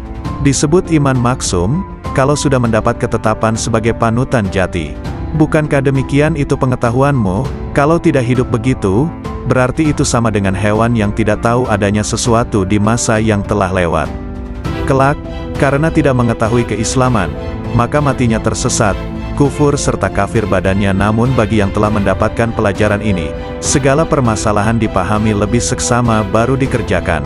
Allah itu tidak berjumlah tiga, yang menjadi suri tauladan adalah Nabi Muhammad. Bukankah sebenarnya orang kufur itu mengingkari 4 masalah prinsip? Di antaranya bingung karena tiada pedoman manusia yang dapat diteladani. Kekafiran mendekatkan pada kufur kafir. Fahir dekat dengan kafir. Sebabnya karena kafir itu buta dan tuli, tidak mengerti tentang surga dan neraka. Fahir tidak akan mendekatkan pada Tuhan. Tidak mungkin terwujud pendekatan ini, tidak menyembah dan memuji, karena kekafirannya. Seperti itulah kalau fahir terhadap zatullah. Dan sesungguhnya Gusti Allah mematikan kefahiran manusia, kepastiannya ada di tangan Allah semata-mata.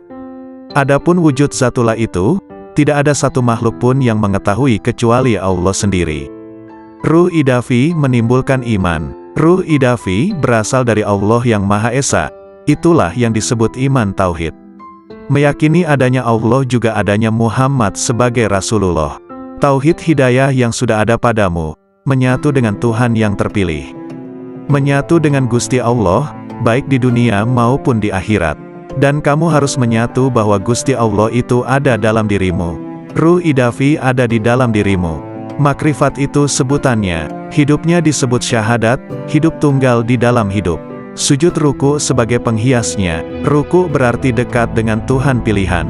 Penderitaan yang selalu menyertai menjelang ajal tidak akan terjadi padamu. Jangan takut menghadapi sakaratil maut. Jangan ikut-ikutan takut menjelang pertemuanmu dengan Allah. Perasaan takut itulah yang disebut dengan sekarat. Ruh idafi tidak akan mati. Hidup mati, mati hidup. Akuilah sedalam-dalamnya bahwa keberadaanmu itu terjadi karena Allah itu hidup dan menghidupi dirimu, dan menghidupi segala yang hidup. Sastra alif, huruf alif, harus dimintakan penjelasannya pada guru. Jabar jernya pun harus berani susah payah mendalaminya. Terlebih lagi pengetahuan tentang kafir dan syirik. Sesungguhnya semua itu tidak dapat dijelaskan dengan tepat maksud sesungguhnya. Orang yang menjelaskan syariat itu berarti sudah mendapatkan anugerah sifat Gusti Allah. Sebagai sarana pengabdian hamba kepada Gusti Allah, yang menjalankan salat sesungguhnya raga. Raga yang salat itu terdorong oleh adanya iman yang hidup pada diri orang yang menjalankannya. Seandainya nyawa tidak hidup, maka lem tamsyur, maka tidak akan menolong semua perbuatan yang dijalankan. Secara yang tersurat, salat itu adalah perbuatan dan kehendak orang yang menjalankan, namun sebenarnya Allah lah yang berkehendak atas hambanya. Itulah hakikat dari Tuhan penciptanya. Ruh idafi berada di tangan orang mukmin. Semua ruh berada di tangannya, yaitu terdapat pada ruh idafi. Ruh idafi adalah sifat jamal, sifat yang bagus atau indah, keindahan yang berasal zatullah. Ruh idafi nama sebuah tingkatan, makom, yang tersimpan pada diri utusan Allah, Rasulullah. Syarat jisim latif, jasad halus itu, harus tetap hidup dan tidak boleh mati. Cahayanya berasal dari ruh itu, yang terus-menerus meliputi jasad, yang mengisyaratkan sifat jalal, sifat yang perkasa, dan sekaligus mengisyaratkan adanya sifat jamal, sifat keindahan. Jauhar awal mayit, mutiara awal kematian, itu memberi isyarat hilangnya diri ini. Setelah semua menemui kematian di dunia, maka akan berganti hidup di akhirat. Kurang lebih 3 hari perubahan hidup itu pasti terjadi. Asal mula manusia terlahir, dari adanya ayah, ibu serta Tuhan yang Maha Pencipta. Satu kelahiran berasal dari 3 asal lahir. Ya, itulah isyarat dari 3 hari. Setelah dititipkan selama 7 hari, maka dikembalikan kepada yang menitipkan, yang memberi amanat. Titipan itu harus seperti sedia kala. Bukankah tauhid itu sebagai sarana untuk makrifat? Titipan yang ke-30 hari, itu juga termasuk juga titipan, yang ada hanya kemiripan dengan yang 7 hari. Kalau menangis mengeluarkan air mata karena menyesali sewaktu masih hidup, seperti teringat semasa kehidupan itu berasal dari nur, yang mana cahayanya mewujudkan dirimu. Hal itulah yang menimbulkan kesedihan dan penyesalan yang berkepanjangan. Tak terkecuali siapapun yang merasakan itu semua. Sebagaimana kamu mati, saya merasa kehilangan. Mati atau hilang bertepatan hari kematian yang ke-40 hari. Bagaimanakah yang lebih tepat untuk melukiskan persamaan sesama makhluk hidup secara keseluruhannya? Allah dan Muhammad semuanya berjumlah 1. 100 pun dapat dilukiskan seperti satu bentuk, seperti diibaratkan dengan adanya cahaya yang bersumber dari cahaya Muhammad yang sesungguhnya. Sama hal pada saat kamu memohon sesuatu, ruh jasad hilang di dalamnya, kehadirat Tuhan yang Maha Pemberi. Tepat pada hari ke-1000, tidak ada yang tertinggal. Kembalinya pada Allah sudah dalam keadaan yang sempurna. Sempurna seperti mula pertama dalam keadaan yang sempurna. Sempurna seperti mula pertama diciptakan. Syekh Malaya terang hatinya, mendengarkan pelajaran yang baru diterima dari gurunya Syekh Mahyuningrat Kanjeng Nabi Khidir. Syekh Malaya senang hatinya sehingga beliau belum mau keluar dari dalam tubuh Kanjeng Nabi Khidir. Syekh Malaya menghaturkan sembah, sambil berkata manis seperti gula madu. Kalau begitu hamba tidak mau keluar dari raga dalam Tuan. Lebih nyaman di sini saja yang bebas dari sengsara derita. Tiada selera makan tidur, tidak merasa ngantuk dan lapar, tidak harus bersusah payah dan bebas dari rasa pegal dan nyeri. Yang terasa hanyalah rasa nikmat dan manfaat. Kanjeng Nabi Khidir memperingatkan, yang demikian tidak boleh kalau tanpa kematian. Kanjeng Nabi Khidir semakin iba kepada pemohon yang meruntuhkan hatinya. Kata Kanjeng Nabi Khidir, kalau begitu yang awas sajalah terhadap hambatan upaya. Jangan sampai kau kembali, memohonlah yang benar dan waspada. Anggaplah kalau sudah kau kuasai, jangan hanya digunakan dengan dasar bila ingat saja, karena hal itu sebagai rahasia Allah. Tidak diperkenankan mengobrol kepada sesama manusia, kalau tanpa seizinnya. Sekiranya akan ada yang mempersoalkan, memperbincangkan masalah ini. Jangan sampai terlanjur, jangan sampai membanggakan diri, jangan peduli terhadap gangguan, cobaan hidup. Tapi justru terimalah dengan sabar. Cobaan hidup yang menuju kematian, ditimbulkan akibat buah pikir. Bentuk yang sebenarnya ialah tersimpan rapat di dalam jagatmu. Hidup tanpa ada yang menghidupi kecuali Allah saja. Tiada antara lamanya tentang adanya itu. Bukankah sudah berada di tubuh? Sungguh, bersama lainnya selalu ada dengan kau. Tak mungkin terpisahkan, kemudian tidak pernah memberitahukan dari mana asalnya dulu. Yang menyatu dalam gerak perputaran bawana. Bukankah berita sebenarnya sudah ada padamu? Cara mendengarnya adalah dengan ruh sejati, tidak menggunakan telinga. Cara melatihnya, juga tanpa dengan mata. Adapun telinganya, matanya yang diberikan oleh Allah. Ada padamu itu, secara batinnya ada pada sukma itu sendiri. Memang demikianlah penerapannya. Ibarat seperti batang pohon yang dibakar, pasti ada asap apinya, menyatu dengan batang pohonnya. Ibarat air dengan alunnya, seperti minyak dengan susu, tubuhnya dikuasai gerak dan kata hati. Demikian pun dengan Hyang Sukma. Sekiranya kita mengetahui wajah hamba Tuhan dan sukma yang kita kehendaki ada, diberitahu akan tempatnya seperti wayang ragamu itu. Karena datanglah segala gerak wayang. Sedangkan panggungnya jagat, bentuk wayang adalah sebagai bentuk badan atau raga. Bergerak bila digerakkan, segala-galanya tanpa kelihatan jelas, perbuatan dengan ucapan. Yang berhak menentukan semuanya, tidak tampak wajahnya. Kehendak justru tanpa wujud dalam bentuknya, karena sudah ada pada dirimu. Permisalan yang jelas ketika berhias. Yang berkaca itu hyang sukma. Adapun bayangan dalam kaca itu ialah dia yang bernama manusia sesungguhnya, terbentuk di dalam kaca. Lebih besar lagi pengetahuan tentang kematian ini dibandingkan dengan kesirnaan jagat raya, karena lebih lembut seperti lembutnya air. Bukankah lebih lembut kematian manusia ini? Artinya lembut kesirnaan manusia, artinya lebih dari, karena menentukan segalanya. Sekali lagi artinya lembut ialah sangat kecilnya. Dapat mengenai yang kasar dan yang kecil. Mencakup semua yang merangkak, melata tiada bedanya, benar-benar serba lebih. Lebih pula dalam menerima perintah dan tidak boleh mengandalkan pada ajaran dan pengetahuan. Karena itu bersungguh-sungguhlah menguasainya. Pahamilah liku-liku seolah tingkah kehidupan manusia. Ajaran itu sebagai ibarat benih sedangkan yang diajari ibarat lahan. Misal kacang dan kedelai, yang disebar di atas batu.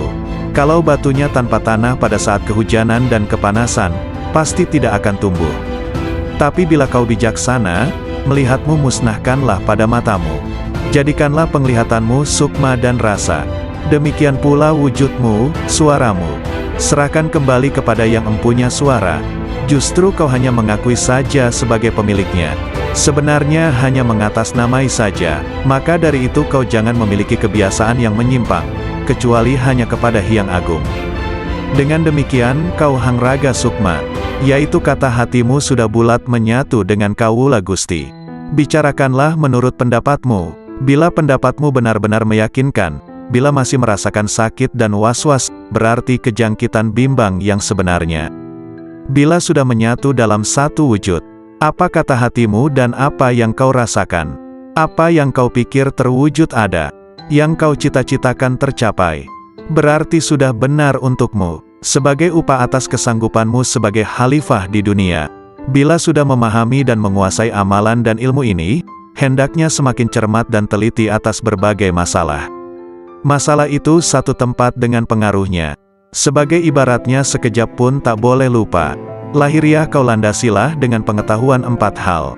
Semuanya tanggapilah secara sama. Sedangkan kelimanya adalah dapat tersimpan dengan baik, berguna di mana saja. Artinya mati di dalam hidup, atau sama dengan hidup di dalam mati. Ialah hidup abadi, yang mati itu nafsunya, lahiriah badan yang menjalani mati. Tertimpa pada jasad yang sebenarnya. Kenyataannya satu wujud, raga sukma, sukma muksa. Jelasnya mengalami kematian. Syekh Malaya, terimalah hal ini sebagai ajaranku dengan senang hatimu. Anugerah berupa wahyu akan datang kepadamu. Seperti bulan yang diterangi cahaya temaram. Bukankah turunnya wahyu meninggalkan kotoran? Bersih bening, hilang kotorannya. Kemudian Kanjeng Nabi Khidir berkata dengan lembut dan tersenyum. Tak ada yang dituju, semua sudah tercakup haknya. Tidak ada yang diharapkan dengan keprawiraan, kesaktian semuanya sudah berlalu. Toh semuanya itu alat peperangan. Habislah sudah wejangan Kanjeng Nabi Khidir. Syekh Malaya merasa sungkan sekali di dalam hati. Mawas diri ke dalam dirinya sendiri. Kehendak hati rasanya sudah mendapat petunjuk yang cukup. Rasa batinnya menjelajah jagat raya tanpa sayap. Ke seluruh jagat raya, jasadnya sudah terkendali. Menguasai hakikat semua ilmu. Misalnya bunga yang masih kuncup, sekarang sudah mekar berkembang dan baunya semerbak mewangi. Karena sudah mendapat San Pancaretna, kemudian Sunan Kalijaga disuruh keluar dari raga Kanjeng Nabi Khidir kembali ke alamnya semula. Lalu Kanjeng Nabi Khidir berkata, "Hai, Malaya, kau sudah diterima Hyang Sukma, berhasil menyebarkan aroma kasturi yang sebenarnya, dan rasa yang memanaskan hatimu pun lenyap, sudah menjelajahi seluruh permukaan bumi." Artinya godaan hati ialah rasa qanaah yang semakin dimantapkan. Ibarat memakai pakaian sutra yang indah. Selalu mawas diri, semua tingkah laku yang halus. Diserapkan ke dalam jiwa, dirawat seperti emas. Dihiasi dengan keselamatan, dan dipajang seperti permata, agar mengetahui akan kemauan berbagai tingkah laku manusia. Perhaluslah budi pekertimu atau akhlak ini. Warna hati kita yang sedang mekar baik, sering dinamakan kasturi jati. Sebagai pertanda bahwa kita tidak mudah goyah, terhadap gerak-gerik, sikap hati yang ingin menggapai sesuatu tanpa ilmu, ingin mendalami tentang ruh itu justru keliru. Lagi pula secara penataan, kita itu ibaratnya busana yang dipakai sebagai kerudung. Sedangkan yang ikat kepala sebagai sarungmu. Kemudian terlibat ingatan ketika dulu, ibarat mendalami mati ketika berada di dalam rongga ragaku. Tampak oleh Sunan Kalijaga cahaya, yang warnanya merah dan kuning itu, sebagai hambatan yang menghadang agar gagal usaha atau ikhtiar atau cita-citanya. Dan yang putih di tengah itulah yang sebenarnya harus diikuti. Kelimanya harus tetap diwaspadai. Kuasailah seketika, jangan sampai lupa. Bisa dipercaya sifatnya. Berkat kesediaanku berbuat sebagai penyekat. Untuk alat pembebas sifat berbangga diri. Yang selalu didambakan siang dan malam. Bukankah aku banyak sekali melekat atau mengetahui caranya pemuka agama yang ternyata salah dalam penafsiran dan penyampaian keterangannya, anggapannya sudah benar, tak tahunya malah mematikan pengertian yang benar. Akibatnya terperosok dalam penerapannya. Ada pemuka agama yang ibaratnya menjadi murung. Ia hanya sekedar mencari tempat bertengger saja, yaitu pada batang kayu yang baik rimbun, lebat buahnya, kuat batangnya. Untuk kemuliaan hidup baru, ada orang yang berkedudukan, ada yang ikut orang kaya. Akhirnya dimasyarakatkan, ibaratnya seperti sekedar memperoleh kemuliaan sepele. Jadinya tersesat-sesat, ada pula yang justru memiliki jalan terpaksa. Demikian, artikel ini dimuat di Matops Blog. Assalamualaikum warahmatullahi wabarakatuh. Alhamdulillah, segala puji bagi Allah, Tuhan seru sekalian alam. Kali ini akan dibacakan nasihat atau wejangan Syekh Ahmad Ar-Rifai, pengasas Tarekat Rifaiyah. Nasihat ini diambil dari dailysufi.blogspot.com. Dengan dibacakan nasihat ini, semoga Allah melimpahkan ibrah dan hikmah, guna menggapai ridha ilahi. Musibah batin itu hijab. Sesungguhnya Nabi Shallallahu Alaihi Wasallam bersabda, perbuatan-perbuatan baik bisa menjaga serangan keburukan, dan sesungguhnya sedekah rahasia itu bisa meniup api amarah Tuhan, dan sebenarnya silaturahim itu menambah usia dan menghapus kemiskinan. Hadis riwayat Tabrani.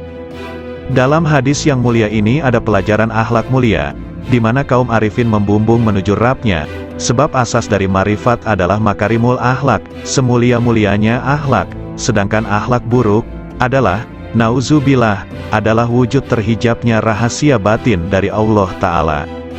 Anak-anakku sekalian, di antara musibah rahasia batin terbesar adalah terhijabnya kita dari Allah Subhanahu wa Ta'ala. Maka siapapun yang mendapatkan musibah seperti ini, pada dasarnya ia telah menggabungkan musibah-musibah lainnya. Sang pecinta itu senantiasa mabuk ilahi, sang pemabuk tak akan merasakan derita musibah ketika mabuk, baru di saat sadar merasakan deritanya. Musibah terhijab dari Allah Subhanahu wa Ta'ala tak bisa diganti atas kehilangannya selamanya, kecuali dengan menepiskan segala hal selain Allah Subhanahu wa Ta'ala. Dari rahasia batin kita, tak ada ancaman lebih serius di dalam Al-Quran dibanding ayat ini. Sekali-kali tidak, sesungguhnya mereka pada hari itu benar-benar terhalang dari melihat Tuhan mereka. Betapa banyak orang yang taat tetapi terhijab dari yang ditaati Allah Subhanahu wa Ta'ala. Betapa banyak orang yang dapat nikmat tapi terhijab dari sang pemberi nikmat. Betapa banyak orang yang tidur, diberi rizki kesadaran bangun ketika ia sedang tertidur. Betapa banyak orang yang sadar tertidur justru setelah ia bangun. Betapa banyak orang yang pendosa, justru diberi rizki kewalian dan meraih derajat abrar. Betapa banyak orang zuhud yang gugur dari wilayahnya, dan menempuh jalan pendosa.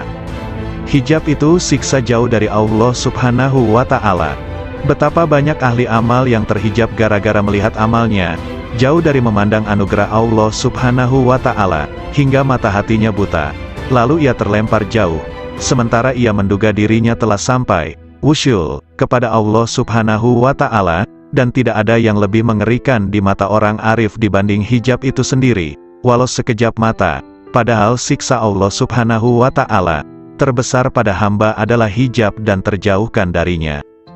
Salah seorang hamba Allah Subhanahu wa Ta'ala dikisahkan sedang bermunajat, "Oh Tuhanku, sampai kapan aku maksiat kepadamu, sedangkan Engkau tak pernah menyiksaku?" Kemudian Allah Subhanahu wa Ta'ala menurunkan wahyu kepada seorang nabi di kala itu, "Katakan kepadanya, sampai kapankah aku menyiksamu, sedangkan kamu tidak mengerti? Bukankah engkau telah aku tutup dari kelembutan-kelembutan kebahagiaanku? Bukankah aku telah mengeluarkan kemanisan munajat kepadaku dari hatimu? Abu Musa, pelayan Abu Yazid mengatakan, suatu hari Syekh Abu Yazid memasuki suatu kota, kemudian massa banyak datang berjubal mengikutinya. Ketika Abu Yazid melihat mereka dan berjubalnya mereka, beliau mengatakan, "Ya Allah, aku mohon perlindungan kepadamu dari terhijab padamu karena mereka, dan aku mohon perlindungan kepadamu dari hijabmu atas mereka, karena gara-gara aku." Semoga Allah merahmatinya. Betapa banyak kesadaran itu, dan betapa benarnya Abu Yazid dengan Tuhannya, betapa besarnya kasih sayang Abu Yazid pada sahabat-sahabatnya kaum muslimin. Ia menginginkan kebajikan dan pandangan yang benar bagi mereka, sebagaimana pada dirinya.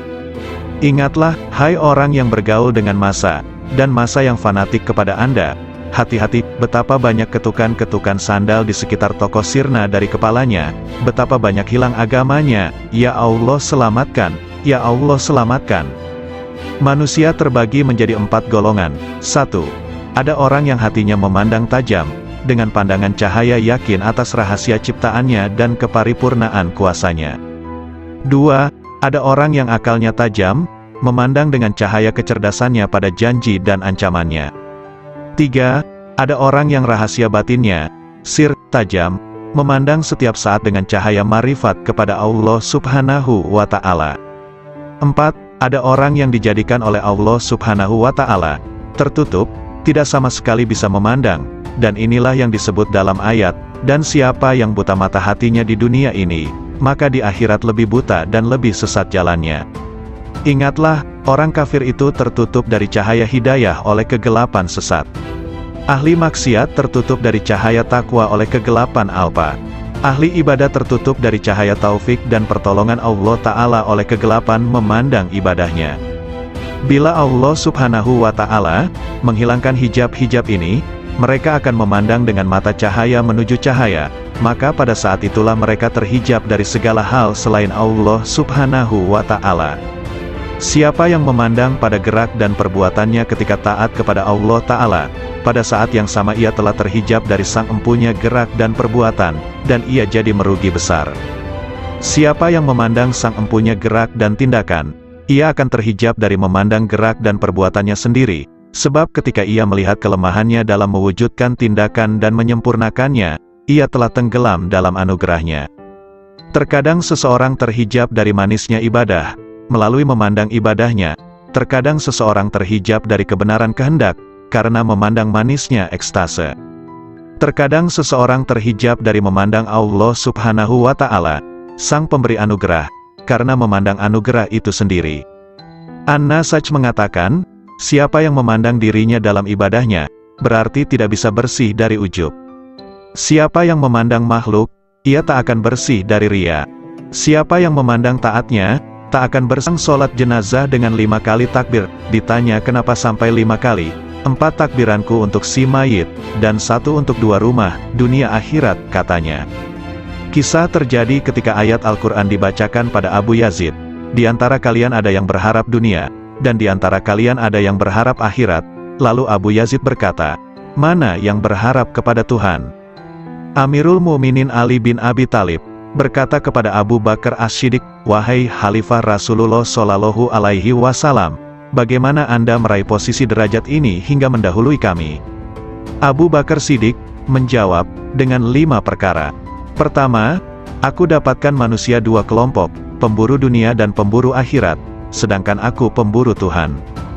Kedua, sejak aku masuk Islam, aku tak pernah kenyang dengan makanan dunia. Ketiga, aku tak pernah segar minum minuman dunia. Keempat, jika muncul di hadapanku 2 pilihan amaliyah, amal dunia dan amal akhirat, aku pasti memilih amal akhirat.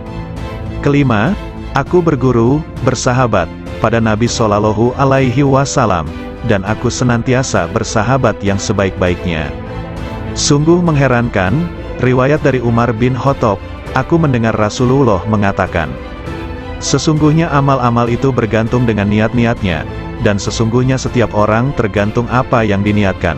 Maka siapa yang hijrahnya kepada Allah dan Rasul-Nya, maka hijrahnya kepada Allah dan Rasul-Nya.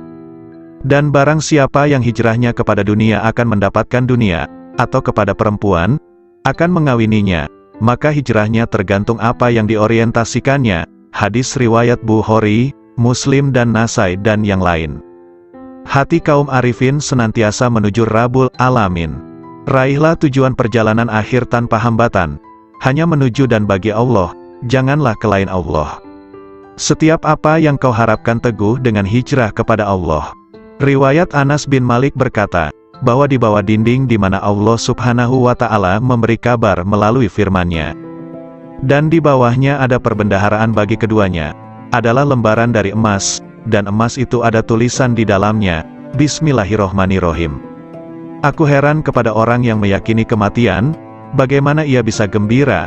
Aku heran pada orang yang meyakini takdir, bagaimana ia susah. Aku heran kepada orang yang meyakini adanya neraka, bagaimana ia bisa tertawa.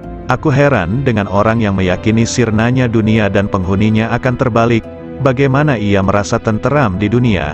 La ilaha illallah Muhammadur Rasulullah. Wahab rahimahullah mengatakan, suatu ketika aku berjalan menuju wilayah Romawi, tiba-tiba ku dengar suara di balik bukit sedang bergema. Oh Tuhanku, aku heran pada orang yang mengenalmu, bagaimana dia malah senang dengan bencimu demi kerelaan pada selain dirimu. Oh Tuhanku, aku heran kepada orang mengenalmu, bagaimana ia masih berharap kepada selain Dikau. Lalu aku mencari suara itu, ternyata di sana ada orang tua yang sedang bersujud, bermunajat. Maha suci Engkau, sungguh mengherankan bagi makhluk, bagaimana mereka ini berharap padamu suatu gantimu. Maha suci Engkau, sungguh mengherankan bagaimana mereka sibuk berbakti kepada selain Engkau. Maha suci Engkau, sangat mengherankan makhluk, bagaimana mereka rindu selain dirimu. Maha suci Engkau, bagaimana mereka menikmati sesuatu selain dirimu, dan sesuatu selainmu. Lalu aku lewat, dan aku tak menghiraukan apa yang aku lihat. Abu Yazid berkata, aku heran kepada ahli surga, bagaimana mereka menikmatinya tanpa Allah, atau bagaimana mereka bisa bersukaria tanpanya. Aku heran orang yang merasa puas pada suatu kondisi ruhani, tanpa ia puas dengan sang pemilik kondisi ruhani itu. Lebih mengherankan pada mereka yang menghadapkan dirinya pada makhluk, sedangkan Allah Ta'ala memanggil, kemarilah padaku, padaku.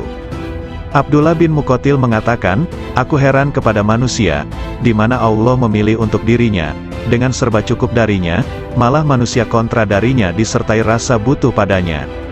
Aku heran kepada orang yang sibuk dengan urusannya, padahal urusannya sudah selesai.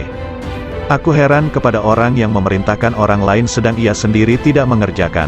Ia marah pada orang lain sedang ia sendiri melanggar. Ia benci untuk maksiat sedangkan ia melakukannya. Ia senang untuk ditaati sedangkan ia tidak taat pada Tuhannya. Ia mencaci yang lain dengan prasangka, sedangkan ia tak pernah mencaci dirinya dengan yakin. Hatim al-Asham mengatakan, aku heran kepada orang yang malu pada makhluk, bagaimana ia tidak malu kepada Allah. Aku heran kepada orang yang mencari ridho makhluk sedangkan ia tidak mencari ridho Tuhan. Aku heran kepada orang yang mencintai ahli ibadah, sedangkan ia menuju maksiat. Aku heran kepada orang yang mengenal keagungan Allah, bagaimana ia bisa kontra padanya. Aku heran kepada orang yang makan rizki Tuhannya, bagaimana ia terima kasih kepada selain Allah. Aku heran kepada orang yang membeli budak dengan hartanya, bagaimana ia tidak membeli orang merdeka dengan kebajikannya dan ucapan indahnya. Hunais bin Abdullah berkata, aku heran kepada orang yang malamnya bangun, siangnya puasa, menjauhi larangan-larangannya, namun tidak bisa bertemu dengannya kecuali hanya menangis dan susah belaka.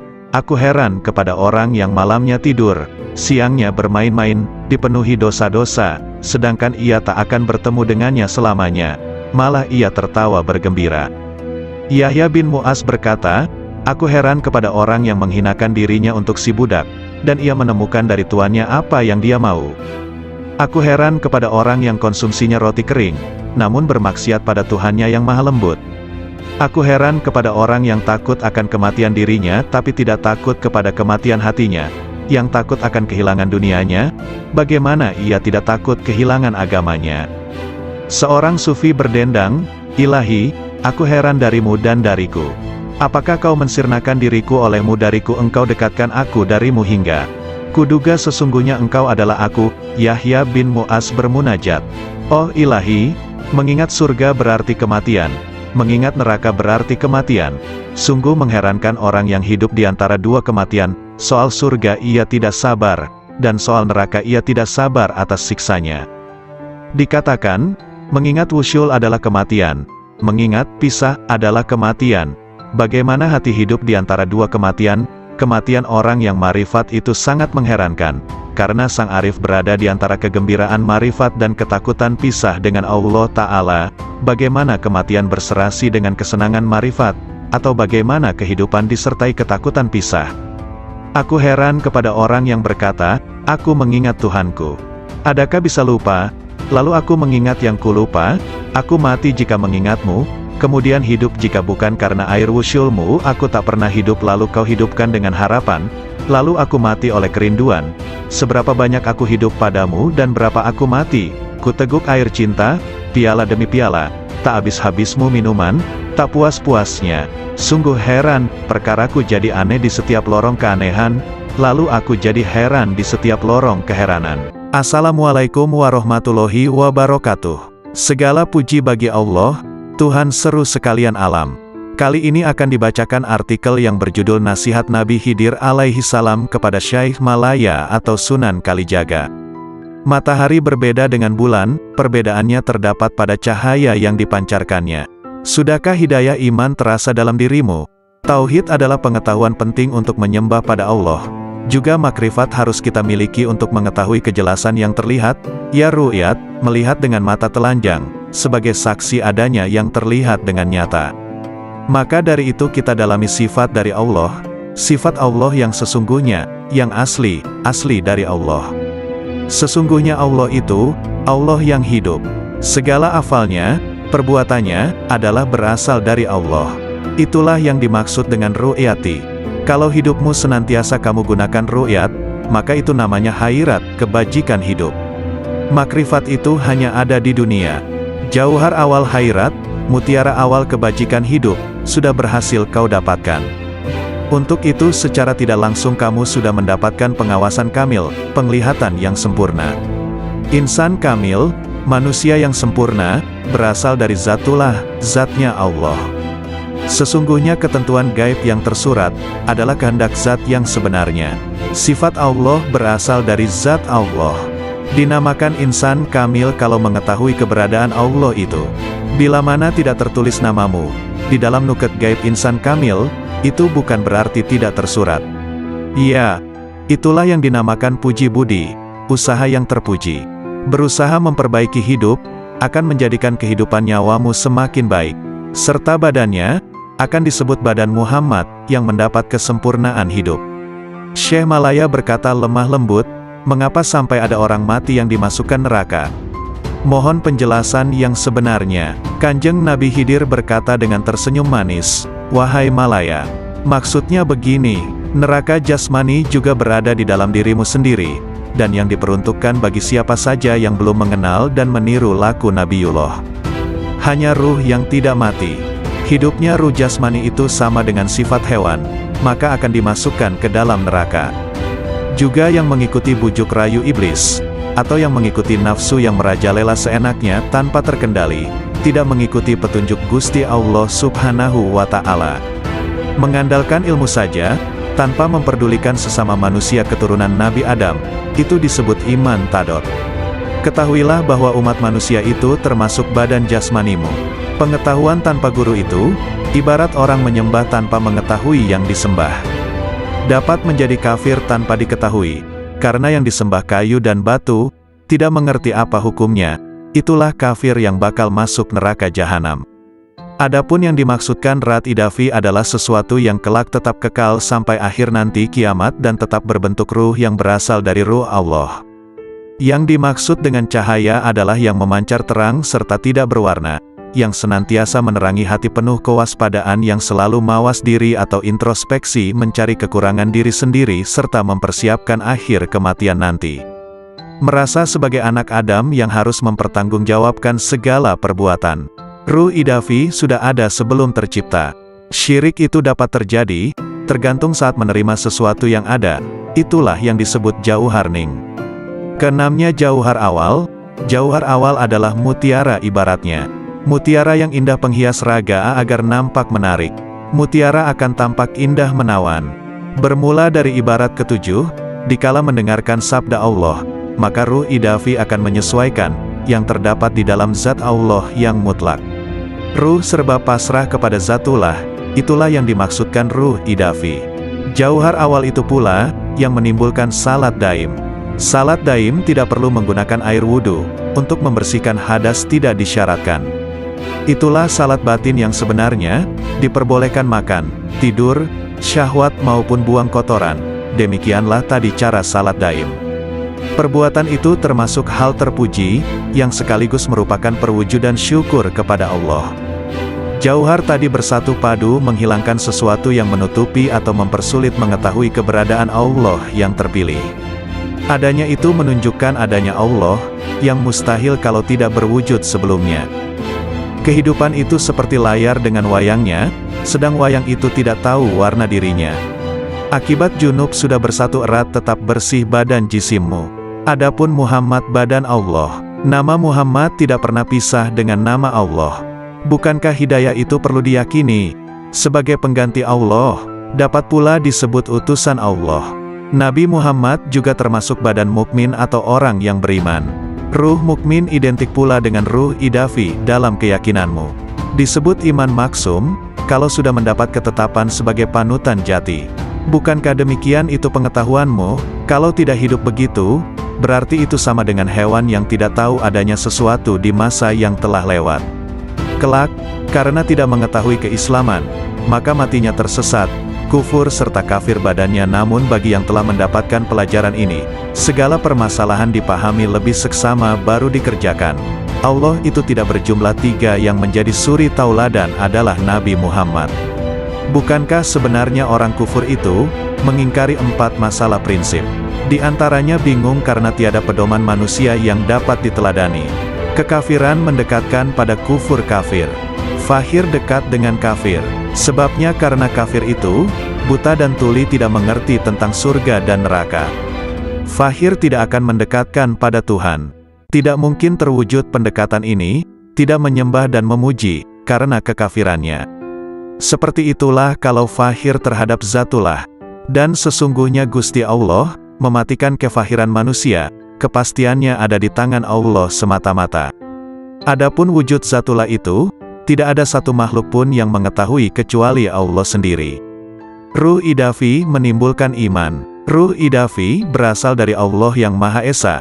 Itulah yang disebut iman tauhid.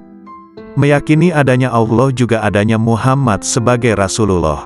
Tauhid hidayah yang sudah ada padamu, menyatu dengan Tuhan yang terpilih. Menyatu dengan Gusti Allah, baik di dunia maupun di akhirat. Dan kamu harus menyatu bahwa Gusti Allah itu ada dalam dirimu. Ruh idafi ada di dalam dirimu. Makrifat itu sebutannya. Hidupnya disebut syahadat, hidup tunggal di dalam hidup. Sujud ruku sebagai penghiasnya. Ruku berarti dekat dengan Tuhan pilihan. Penderitaan yang selalu menyertai menjelang ajal tidak akan terjadi padamu. Jangan takut menghadapi sakaratil maut. Jangan ikut-ikutan takut menjelang pertemuanmu dengan Allah. Perasaan takut itulah yang disebut dengan sekarat. Ruh idafi tidak akan mati. Hidup mati, mati hidup. Akuilah sedalam-dalamnya bahwa keberadaanmu itu terjadi karena Allah itu hidup dan menghidupi dirimu, dan menghidupi segala yang hidup. Sastra alif, huruf alif, harus dimintakan penjelasannya pada guru. Jabar jernya pun harus berani susah payah mendalaminya.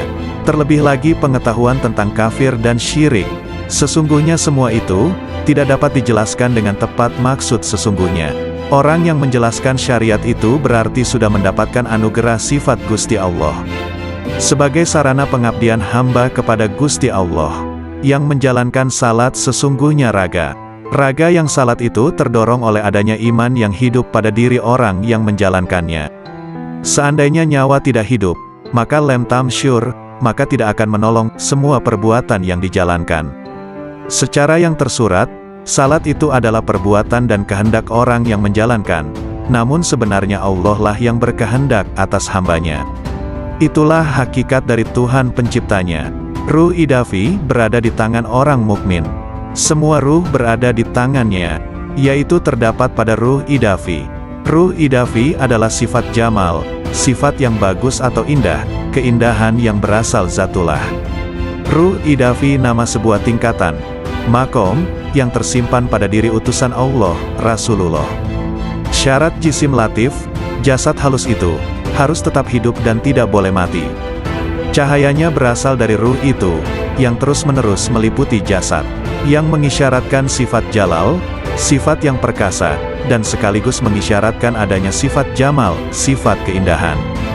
Jauhar awal mayit, mutiara awal kematian, itu, memberi isyarat hilangnya diri ini. Setelah semua menemui kematian di dunia, maka akan berganti hidup di akhirat. Kurang lebih 3 hari perubahan hidup itu pasti terjadi. Asal mula manusia terlahir, dari adanya ayah, ibu serta Tuhan yang Maha Pencipta. Satu kelahiran berasal dari 3 asal lahir. Ya, itulah isyarat dari 3 hari.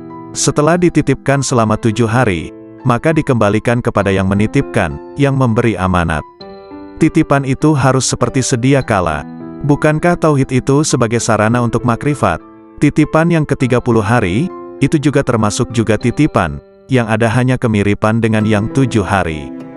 Kalau menangis mengeluarkan air mata karena menyesali sewaktu masih hidup, seperti teringat semasa kehidupan itu berasal dari nur, yang mana cahayanya mewujudkan dirimu.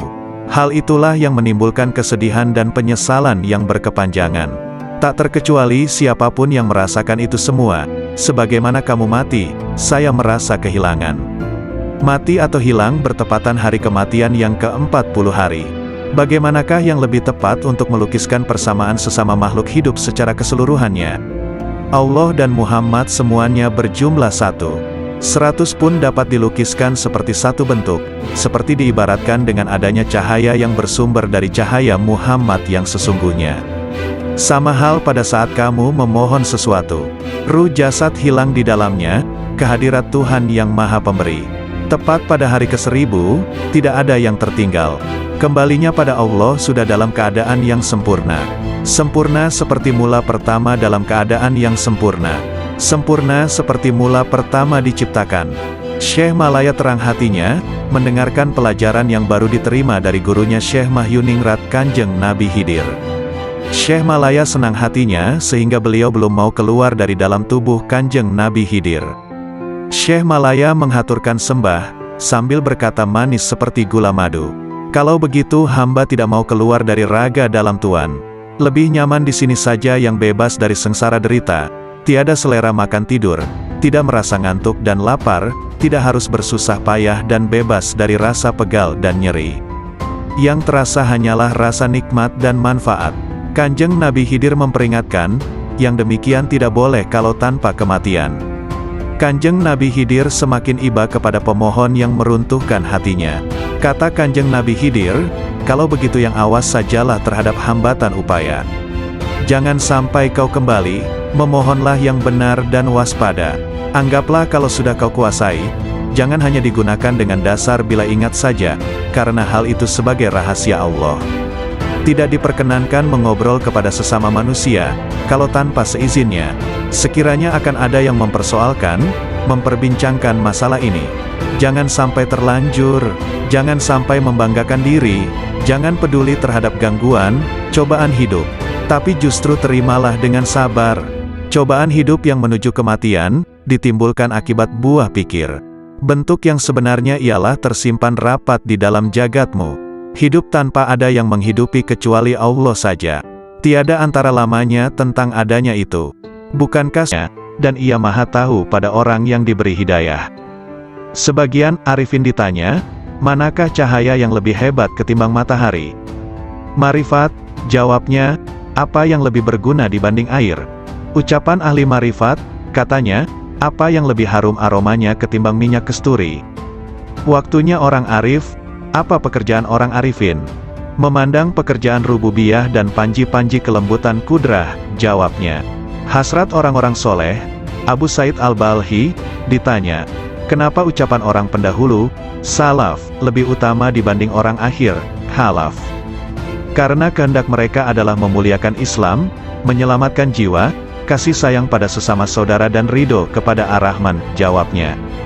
Sedangkan kehendak kita adalah memanjakan hawa nafsu, mencari pujian orang dan mencari kenikmatan dunia. Tambahnya lagi, seorang hamba manakala taat pada Tuhannya, Allah memberinya rejeki seteguk air dari sumber marifat, lalu ia mengucapkan dengan lisannya, namun jika ia meninggalkan taatnya, ia tidak akan merusak taat itu, namun tetap tersimpan di hatinya, dan tidak mengucapkannya dengan lisannya, agar ia tetap dalam sesalnya dan menjadi cobaan dengan berbagai ujian. Tiada dua orang beriman yang bertemu, yang keduanya berzikir kepada Allah, melainkan Allah menambah cahaya marifatullah pada kedua hatinya, sebelum keduanya berpisah. Sesungguhnya Allah memunculkan ahli marifat di atas puncak gelombang lautan intuisi, kolbu dan memuliakan mereka di atas perbendaharaan rahasia serta rahasia pengetahuan yang tak terhingga jumlahnya. Tidak pernah putus uraiannya, tidak pernah ditemukan ujung dalamnya, tidak sirna keajaibannya, hingga mereka menyelami cahaya marifat, dalam kedalaman isyarat yang terpendam, dalam makna-maknanya yang tersembunyi, hingga keluar dengan keajaiban satriguna dan kelembutan bekal-bekal melimpahnya, hakikat-hakikat dan isyaratnya, yang membakar kolbu para pecinta, memesrakan ruh para penempuh. Itulah cahaya dari cahaya hidayah, di mana seorang hamba meraih petunjuk dari kebajikan riayah, penjagaan jiwa, jika meraih taufik dan inayah. Yahya bin Mu'az berkata, aku bertemu kaum arifin yang dilimpahi hikmah. Aku temukan mayoritas mereka tidak memiliki apa-apa, malah mereka dibiayai yang lain. Laits al-Misri, punya saudara yang ada di Iskandariyah. Ketika ia datang, saudaranya menjawab, aku sedang menghadap Allah. Mana faedah dari penghadapanmu pada Tuhanmu? Saudaranya diam. Lalu Laits mengatakan, sang hamba jika menghadap pada Allah dengan keselarasan yang benar, Allah memberikan faedah-faedah yang tak pernah terlintas di hati manusia. Yahya bin Mu'az, manakala bicara suatu hari, tiba-tiba ada orang yang berteriak keras di majelisnya, sembari merobek-robek bajunya. Hai, apa yang kamu katakan? Kalam ahli marifat. Ketika muncul dari sumber rahasia kemanunggalan, ia menggali hati orang yang dibakar rindu dan cinta dengan apinya, lantas sifat-sifat manusiawi sirna. Karena itu kalimat orang yang bertakwa itu posisinya mendekati wahyu. Suatu ketika ada kata-kata terucap dari mereka, lalu ditanya, apa yang membuatmu bicara seperti ini? Hatiku mengatakan demikian, bermula dari pikiranku, dari rahasia jiwaku, dari Tuhanku, katanya. Sandaran hikmah adalah wujudnya hikmah, yaitu barang berharga yang hilang dari penempuh. Ketika ditemukan ia ambil, ia tak peduli dari manapun wadahnya, dari manapun diucapkannya, dari hati mana dinukil atau dari dinding mana terukir atau dari kafir mana didengar. Nilai hikmah, dalam sebuah hadis disebutkan, siapa yang ingin ilmu oleh Allah tanpa belajar, mendapatkan petunjuk tanpa hidayah, maka zuhudlah dari dunia. Setiap hikmah ada ahli dan zamannya, dan zaman itu telah berlalu dengan sejumlah besar ahlinya, sedangkan yang tersisa kini hanyalah musibah, maka kami kepada Allah, dan kami kepadanya kembali. Carilah lampu-lampu kalam kaum arifin sebelum mereka wafat, suatu nikmat yang kalian rasakan kemuliaannya, keutamaannya yang paripurna, dan Luqman dipilih oleh Allah dengan hikmah, karena kemuliaan hikmahnya, hikmah itu sidikun, kebanggaan mutakun, firdaus para arifun, warisan para nabi dan mursalun, burulah sebelum sirna.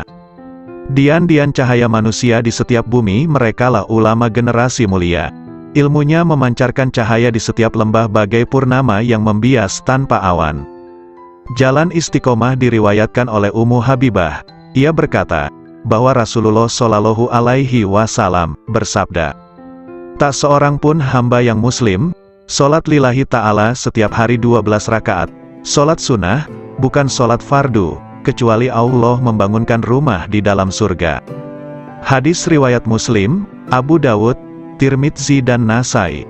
Hadis ini memotivasi untuk menegakkan ibadah-ibadah sunnah, karena ibadah sunnah salah satu bentuk takarub kepada Allah Ta'ala, sekaligus menjadi bekal kaum arifun dalam menempuh jalan menuju kepada Allah Subhanahu wa Ta'ala, sekaligus menjadi perilaku kaum yang mengkhususkan, menyendiri, jiwanya di sisi Allah Subhanahu wa Ta'ala. Anak-anak sekalian, ketahuilah siapa yang hakikat batinnya menyendiri bersama Allah secara total, dan rahasia sirnya benar-benar manunggal, akan terbuka seluruh tirai, segala bukti menjadi nyata, ketika musyahadah pada cahaya al-haq Allah subhanahu wa ta'ala. Di sanalah Allah menuangkan minuman dengan gelas cintanya, hingga ia mabuk dari lainnya, segalanya menjadi riang dan ringan, segala diamnya adalah zikir, nafasnya adalah tasbih, kalamnya adalah penyucian, dan tidurnya adalah sholat, doa. Sang hamba senantiasa menaiki kendaraan marifat, hingga bertemu yang dimarifati. Bila sudah bertemu, ia abadi selamanya bersamanya, tidak berpaling ke lainnya. Kolbu itu ibarat istana, dan marifat adalah rajanya, akal adalah menterinya yang punya departemen dan instrumen, lisan sebagai penerjemah, sedangkan rahasia batinnya dari Hazanah Ar-Rahman, masing-masing konsisten dengan posisinya, sedangkan arah seluruhnya adalah istiqomahnya sir bersama Allah subhanahu wa ta'ala. Bila sir istiqomah, maka marifat menjadi istiqomah, lalu akal menjadi lurus. Bila akal konsisten, kolbu akan konsisten. Bila kolbu konsisten, jiwa akan konsisten. Bila nafsu konsisten, dalam pengendalian, perilaku batin akan konsisten. Sir dicahayai oleh sifat jamal dan jalalnya. Akal dicahayai oleh cahaya kesadaran dan renungan pelajaran. Kolbu dicahayai oleh cahaya rasa takut dan cinta disertai kontemplasi fikiran. Nafsu dicahayai dengan cahaya olah jiwa dan pengekangan.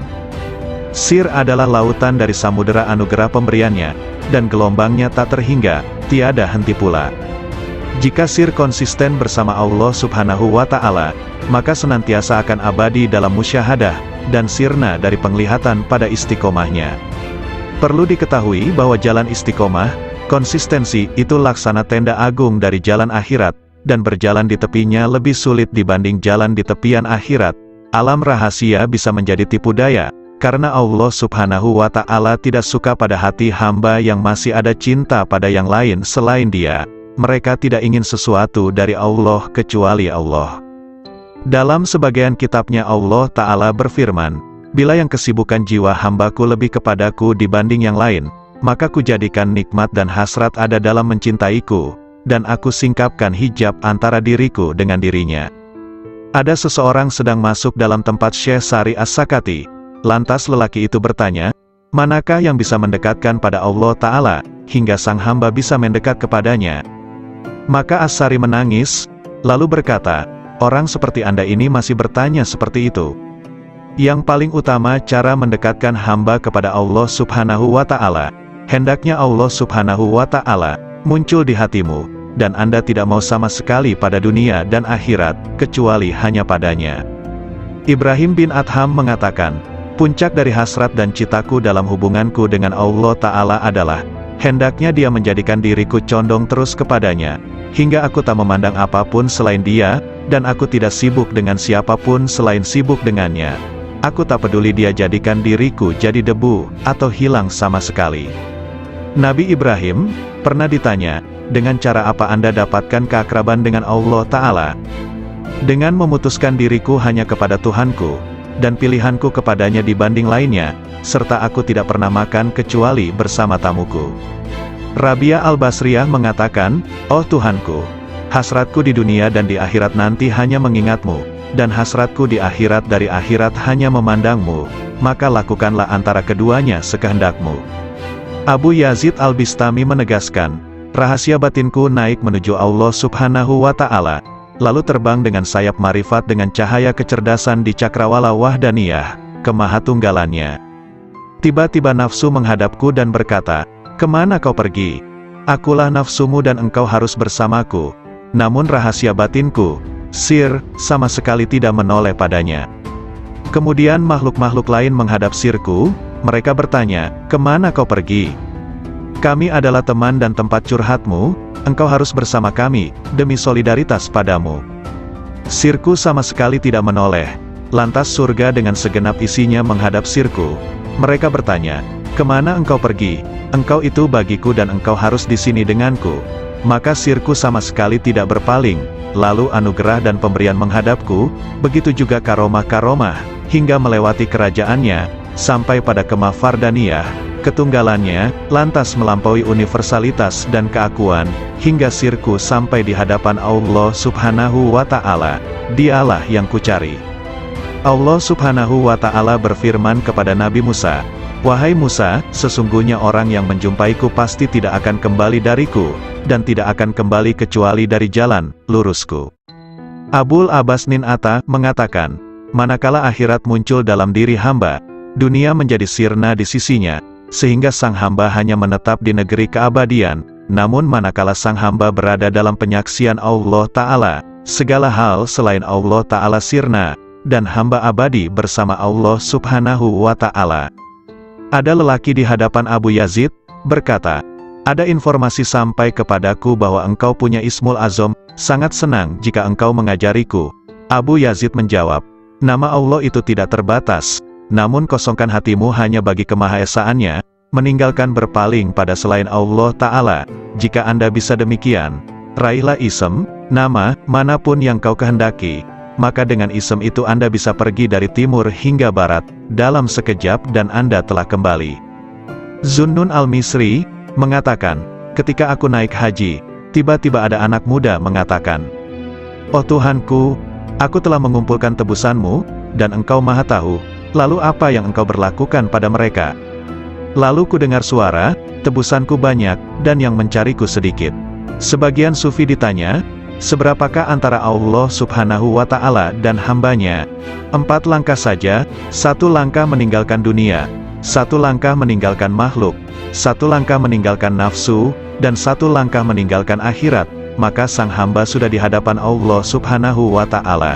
Jawabnya, Sari berkata, "Siapa yang bangkit untuk taat kepada Allah Ta'ala tanpa ada yang lain, Allah akan memberi minuman dari mata air cinta darinya, dan dihantar menuju tempat yang benar." Sayyidina Ali karramallahu wajhah mengatakan, orang arif manakala keluar dari dunia tak ada pemandu maupun penyaksi di hari kiamat, tidak ada malaikat Ridwan di surga, juga tidak ada malaikat Malik di neraka. Beliau ditanya, lalu di mana sang arif dijumpai? Di hadapan Allah yang Maha Diraja, di tempat yang benar. Ketika mereka bangkit dari kuburnya, mereka tidak bertanya-tanya, "Mana keluarga dan anakku?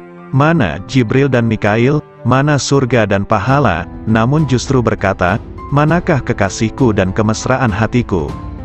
Kolbu kaum arifin punya mata yang memandang apa yang tak biasa dipandang manusia.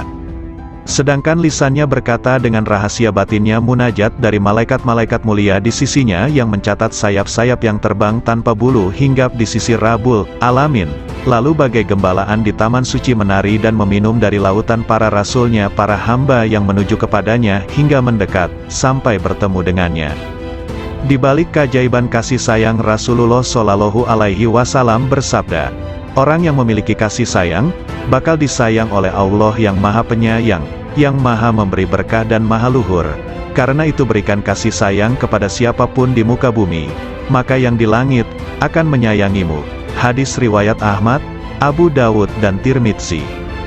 Dalam hadis yang mulia ini ada keajaiban yang luar biasa dari ilmu-ilmu dan rahasia Allah, di mana Al-Mustafa Nabi Muhammad Shallallahu Alaihi Wasallam memerintahkan adanya cinta dan kasih sayang terhadap semua makhluk di muka bumi, agar kasih sayang dari malaikat luhur di langit melimpah pula. Karena langit adalah jalan bagi turunnya kasih sayang ilahi, dan tempat sumber limpahan-limpahan alam cinta dan kasih sayang, sekaligus tempat hunian para malaikat yang dijadikan sebagai perantara rahasia-rahasia antara dirinya dan para makhluknya. Bila Allah melimpahkan rahmat dalam rahasia malaikat rizki, maka Allah memberikan pertolongan kepada pencari rizki. Bila Allah melimpahkan rahmat kepada rahasia pencatat amal, maka Allah memberikan kelupaan hamba terhadap keburukan-keburukan. Bila Allah melimpahkan pada rahasia malaikat rakib, maka Allah memberikan pertolongan dan kasih sayang. Kasih sayang adalah perilaku jiwa kaum arifin dan sekaligus menjadi miraj kalbunya menuju Tuhannya. Sedangkan hamba-hamba Allah yang arifin tadi merupakan pantulan manifestasi rahmat Tuhan semesta alam bagi para makhluknya, dan Dia adalah Maha Suci dan Maha Cinta dan Kasih. Anak-anak sekalian, bila kalian mewujudkan sifat kasih sayang kepada sesama makhluk, Anda pasti dirahmati. Jika Anda bermajlis dengan kaum arifin, pasti Anda sukses jiwamu.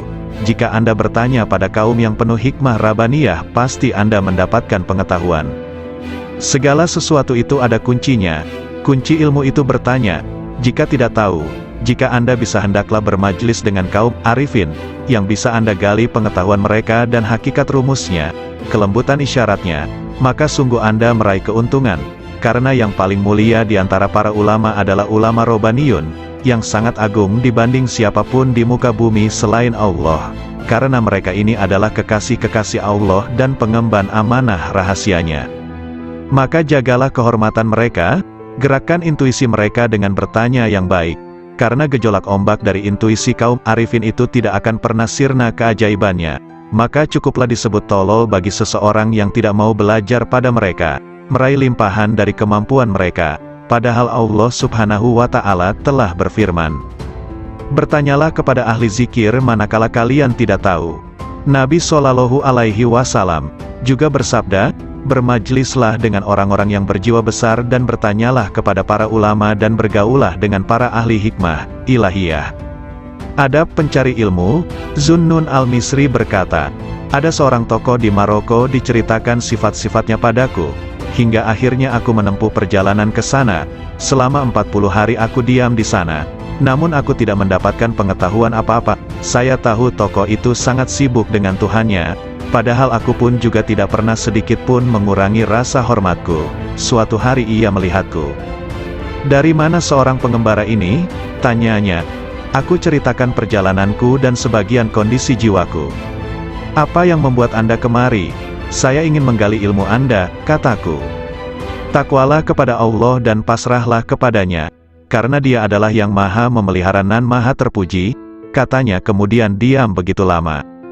Mohon ditambah lagi bagiku, semoga Allah merahmatimu.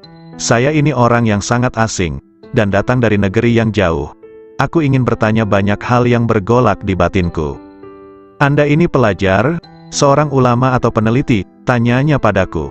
Saya ini pelajar yang sangat butuh pengetahuan. Nah, Anda sebaiknya tetap di posisi Anda sebagai pelajar. Jagalah adab dan jangan melampaui batas. Sebab jika Anda melampaui batas adab tadi malah rusak manfaatnya. Para cendekiawan itu dari kalangan para ulama, sedangkan para arifun itu dari kaum sufi yang menempuh jalan kebenaran dan menempuh segala jerih payah kesusahan. Mereka pergi dengan kebajikan dunia akhirat. Semoga Allah memberikan rahmat padamu. Kapankah seorang hamba sampai pada tahap yang Anda ungkapkan sifatnya itu? Tanyaku lagi. Jika ia telah keluarkan hatinya dari sebab akibat duniawi. Kapan seorang hamba bisa demikian? Jika ia telah keluar dari merasa bisa berdaya dan berupaya. Apakah pangkal akhir seorang arif itu? Jika semuanya seperti tiada ketika semuanya ada. Kapan sampai pada martabat sidikin? Jika sudah mengenal dirinya. Kapan mengenal dirinya? Jika telah tenggelam di lautan anugerah, dan keluar dari tempat keegoannya dan berpijak pada langkah keluhuran. Kapan sampai pada sifat-sifat itu? Bila ia duduk di kapal ketunggalan. Apa kapal ketunggalan itu? Menegakkan ubudiyah yang benar. Lalu kebenaran ubudiyah itu yang bagaimana? Beramal hanya bagi Allah Ta'ala, dan ridho terhadap ketentuan Allah. Kalau begitu berilah aku wasiat kepadamu, agar terus bersama Allah.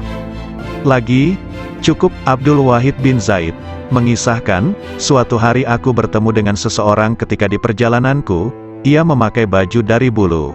Aku ucapkan salam padanya. Semoga Allah merahmatimu. Aku ingin bertanya suatu hal. Silakan, hari-hari telah lewat dan nafas itu dihitung dan dibatasi. Sedangkan Allah terus-menerus mendengar dan melihat.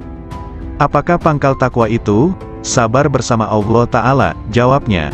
Sabar itu pangkalnya apa? Tawakal pada Allah. Pangkal tawakal, memutuskan diri hanya bagi Allah. Pangkal memutuskan diri hanya bagi Allah, menyendiri bersama Allah. Pangkal menyendiri, membuang dari hati, segala hal selain Allah. Kalau hidup paling nikmat, berbahagia dengan zikrullah. Kalau hidup paling bagus, ya, hidup bersama Allah. Apa yang disebut paling dekat, bertemu Allah. Apa yang paling membuat hati lapar, pisah maka siapapun yang mendapatkan musibah seperti ini, pada dasarnya ia telah menggabungkan musibah-musibah lainnya. Sang pecinta itu senantiasa mabuk ilahi.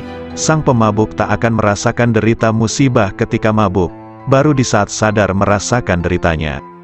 Musibah terhijab dari Allah Subhanahu wa Ta'ala tak bisa diganti atas kehilangannya selamanya, kecuali dengan menepiskan segala hal selain Allah Subhanahu wa Ta'ala dari rahasia batin kita. Tak ada ancaman lebih serius di dalam Al-Quran dibanding ayat ini. Sekali-kali tidak, sesungguhnya mereka pada hari itu benar-benar terhalang dari melihat Tuhan mereka. Betapa banyak orang yang taat tetapi terhijab dari yang ditaati Allah Subhanahu wa Ta'ala. Betapa banyak orang yang dapat nikmat tapi terhijab dari Sang Pemberi nikmat. Betapa banyak orang yang tidur, diberi rizki kesadaran bangun ketika ia sedang tertidur,